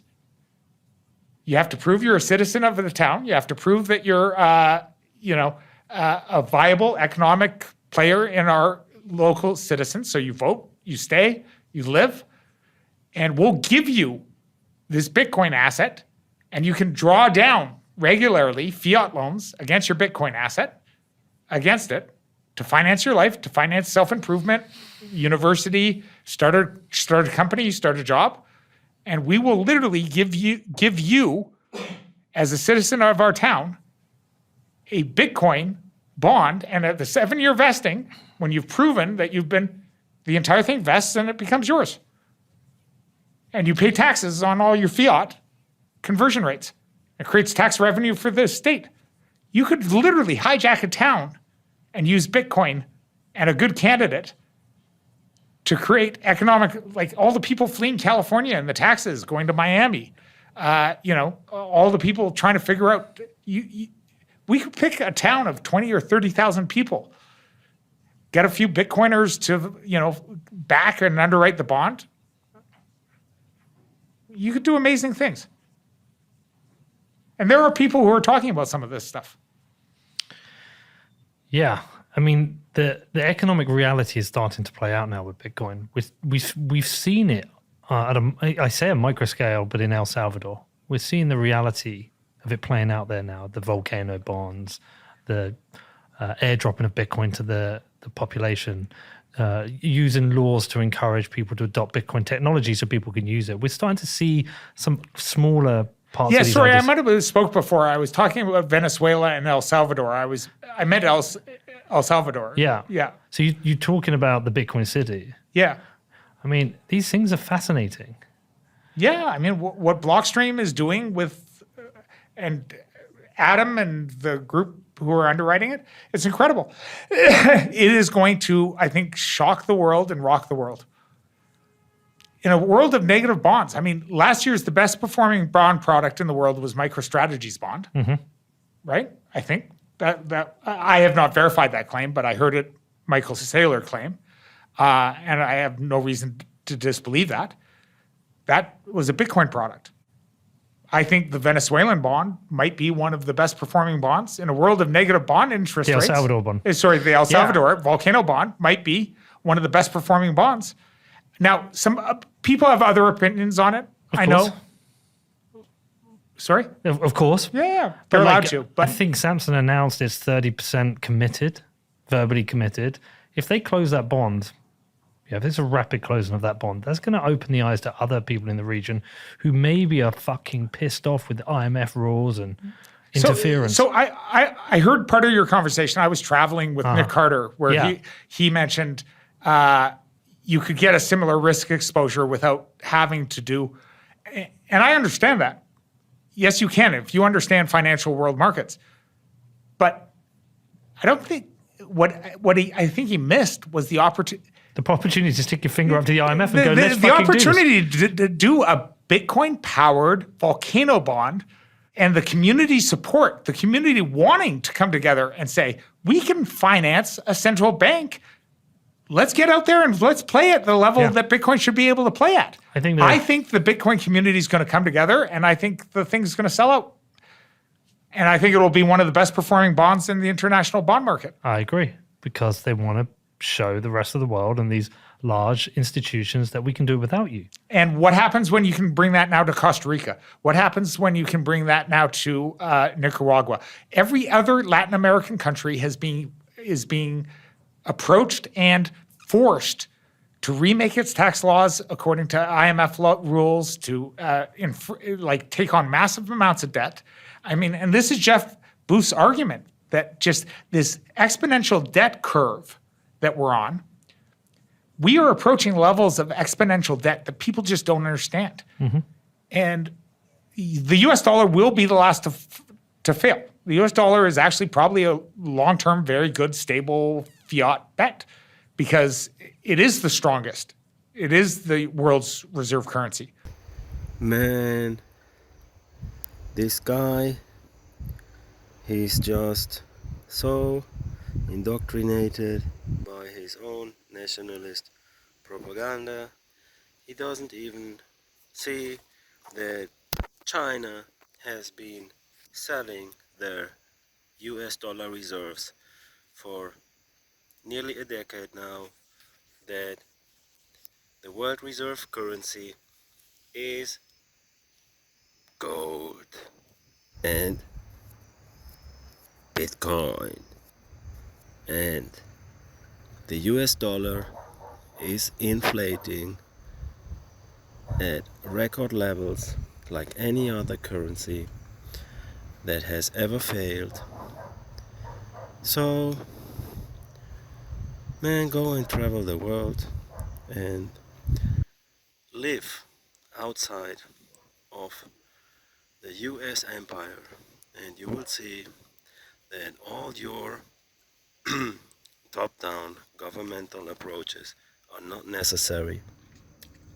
When you simply give power to the people by telling them how to use a decentralized Bitcoin Cash wallet and take things into their own hands. But the cost of that is, a massive military industrial complex. It's, the U.S. government having to do alliances with U.S. petrodollar-backed, environmentally horrible, destructive, energy systems. Bitcoin does fix this. Like Bitcoin literally moves us off the oil, US dollar, petro, fiat world standard into a green energy-backed ASIC mining world. And so like even Kevin O'Leary and some of the comments, did you have? Yeah, hi, Kevin. Yeah. I love Kevin. And when he was talking about some of the ESG boards and what he needs to do to get products in front of his companies, he doesn't even fully understand what's happening in the Bitcoin world. There are so many Bitcoin companies that are Bitcoin only, Bitcoin focused, that haven't had access to the public markets. Unfortunately, the only public market company that we have in the Bitcoin space, in the crypto space, is Coinbase. And, argue what they want, but Coinbase at least got out. We got some miners. There are a few miners in the Canadian markets. Yeah. There are people doing Bitcoin mining. Yeah. But there just aren't enough public products. So there's trillions of dollars of capital in that sovereign wealth area that Kevin deals with that want access. He literally said on your show, I think, he has a target of moving from 3% allocation to 7% into crypto. And if we don't get enough Bitcoin companies public, viable, whether it's Blockstream to a direct listing or other Bitcoin-only companies that deserve to go public, then he doesn't have enough product to invest in. Now, some of them have figured out how to do it by owning ETFs, and hopefully we'll get a vehicle, an ETF vehicle going, but we'll see. This was fascinating. I've got so much more I want to talk to you about. Okay, let's close this one here. We'll come back in the morning and we'll continue this and we'll talk about the vulnerable world hypothesis. Great. This is fascinating. Honestly, it's like Jeremy said, you're in the bathroom, like hanging on every word. This is one of the easiest interviews I've had to do. I've just had to sit and listen. It's fascinating. Thank you, Austin. Do you want to send anyone listening to anywhere? Do you want them to go, like, usually I ask, where to follow you? Like, do you want people to follow you or do you want them to go anywhere? No, I'm retired. Follow Bitcoiners. I'm planning a marriage this year. I'm getting married. I'm happily focused on living pseudonymously in Latin America. Well, congratulations on that. Thank you. Right, tomorrow morning, let's do this again. Great.